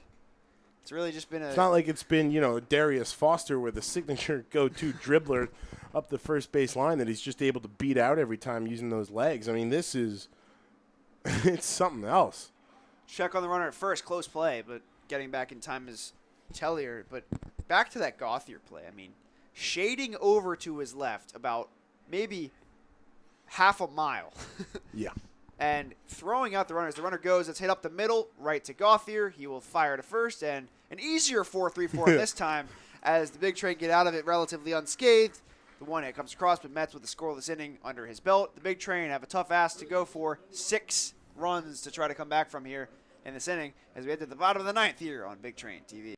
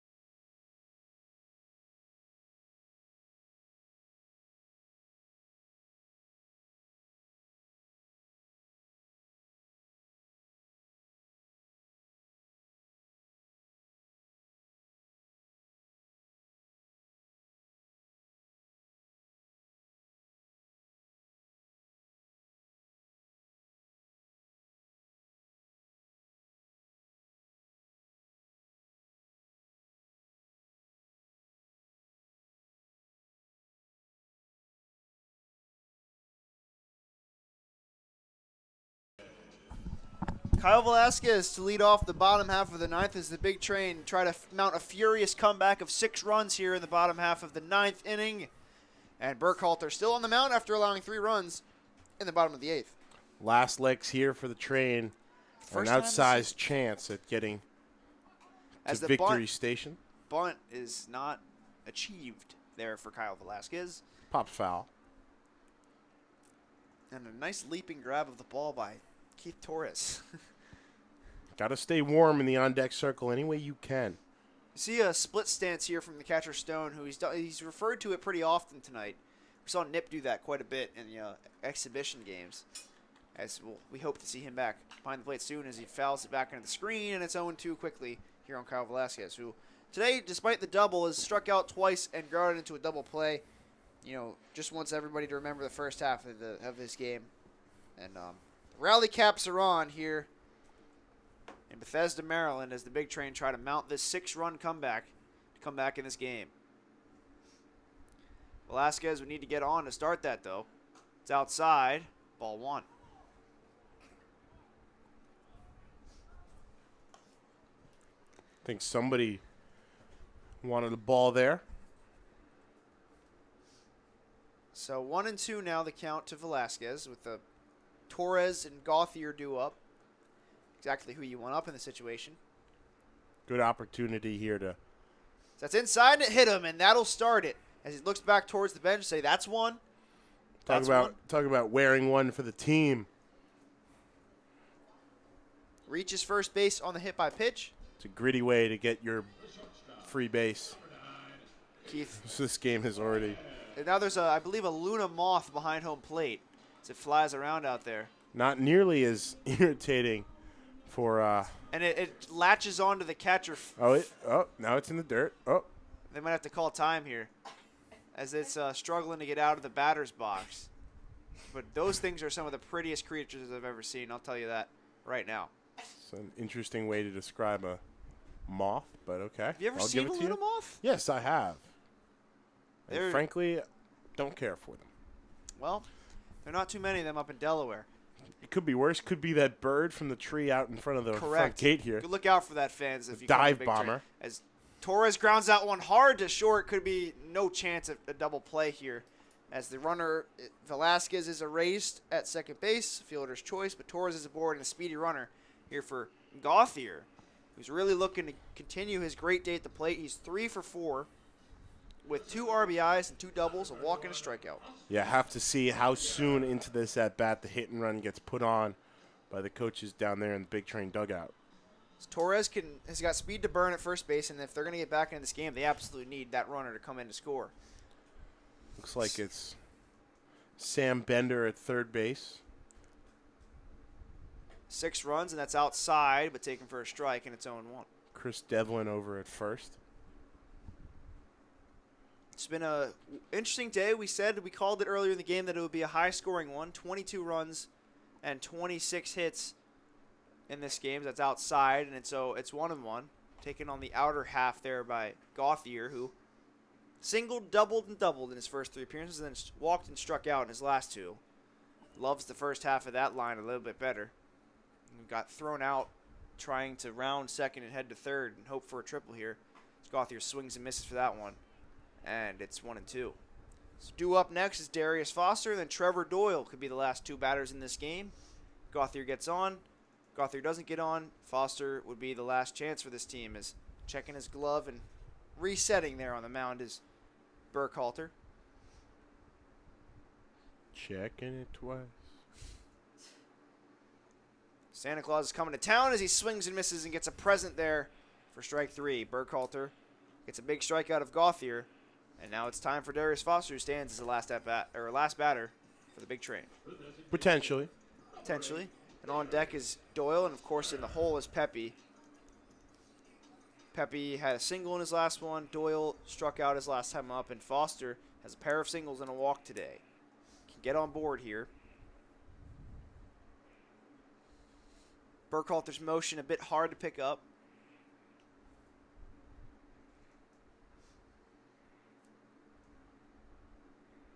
Taking a bit of a long time here to set up, but he gets it anyways. Delivers.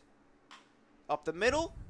Going to be a tough play there at second. He shovels to second for the out, and that'll do it. The big train fall for the first time this season to the Alexandria Aces by a score of 14-8. A 7-run first inning does the big train in ultimately as they desperately try to fight back, but unfortunately fall short by 6 runs, 14-8. They'll be back in action tomorrow night against the Gaithersburg Giants here at Povich Field. Stay tuned for a few minutes after this game for the big train post-game show.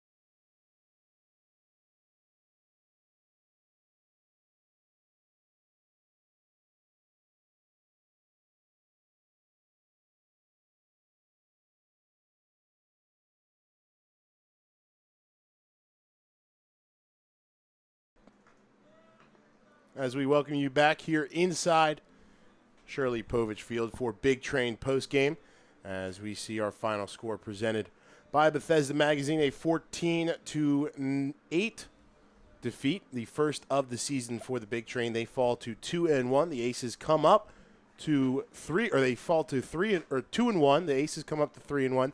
They retake the lead in the season standings in the Cal Ripken Collegiate Baseball League. Tyler, thanks for being here with me on Big Train postgame. First of all, overall thoughts from a disappointing night at Povich Field. Well, really just the first inning did them in, and that's all you can really say about it. The 7-run inning is really hard once you're expressed to a 7-run lead or 7-run deficit early on. It's really hard to come back. They fought, though. They fought as hard as they could. Never Say Die team ended up losing by 6 altogether, so those 7 runs stood as the difference. Jake Eddington, a rough start in his first game, but he'll be back. Just the first game, really nothing you can say about it. The team really fought hard, and I'm just really proud of how Jack Cohn played today. A beautiful effort at the dish, nearly had a cycle, a couple of runs, about its RBIs. 90 feet from a cycle. If you want to pull it up, but that just beautiful home run that he hit earlier in the game. Smoked that ball to right field. We don't have the clip of it right now, but you'll see it maybe circulating on social media at some point. But yeah, go seek it out if you haven't seen it already. 14 runs on 14 hits, 2 errors, and a few men left on base for Alexandria. For the Big Train, 8 hits, 12 hits, 8 runs, and count them up, 3, 6, 10 runners left on base. They had the opportunities to get into this one, just couldn't always bring them home. But like you said, they fought as best they could. Right, and that bases loaded jam where Velasquez grounded into a double play might have been the one that really punctured the final hole in the sails, if you will, for this team. Back in the 5th inning. Right, back in the 5th inning. Just a great effort altogether for both sides. It was a barn burner, a high-scoring game, but tomorrow night, Gaithersburg, a team that they handled pretty well in the first one. We're excited to bring the call for that one. And, if I'm going to pick a player of the game tonight, I think it's got to be Garrett Farquhar. While he was only 2 for 6 tonight, the 2 that he hit were important, and the 1 really that he hit was important. Absolutely smashed a gopher ball over the scoreboard. Way out there. Yeah, way out in the 6th inning. That's no easy feat. Not easy to accomplish that. First, you have to hit it high enough to clear the scoreboard, and then you got to hit it far enough to clear the scoreboard, and he did both, and he sent it into the Bethesda night for a home run, 3 RBI, 3-run shot. But yeah, Farquhar is my player of the game, and then I guess the player, of course, got to be Jack Cohn for the Big Train. Any other positive takeaways you think Coach Sal can look to from this game as they look to shut the door on this one and, like you said, move on to Gaithersburg here tomorrow night? Well, I think they've got outstanding efforts out of their bullpen thus far. Braley's outing was a bit spoiled at the end, but pretty solid. Yeah. But Locke pitched really well, and Metz did as well, and Carbajal did his best in the outing. So the bullpen is solid for this team, and the lineup is as well. It's just sometimes games like this happen. It's really nothing you can do about it. And this is one of those games where, if you go into the season for the Big Train, you lose a certain number of games, and you will always win a certain number of games. And this is one of those games at the Big Train we're probably never going to win. Unfortunately, that's how it happens. And not one to hang your heads over. They got to come back out right at 7 p.m. tomorrow and take on Gaithersburg. 2-1 again on the season. Still pending that completed game against Silver Spring, like we said, will be played next Wednesday. Next Saturday night, they'll have a chance to get their revenge against the Alexandria Aces back here at Povich Field. For now, we'll say goodnight until Gaithersburg comes to town. Tomorrow night, first pitch, 7 p.m., Gregorio's Trattoria pregame show right here at 6:50 on Big Train TV. For Tyler Gallo, I've been Ben Bobeck. Thanks for spending your Saturday evening with us. We'll see you next time.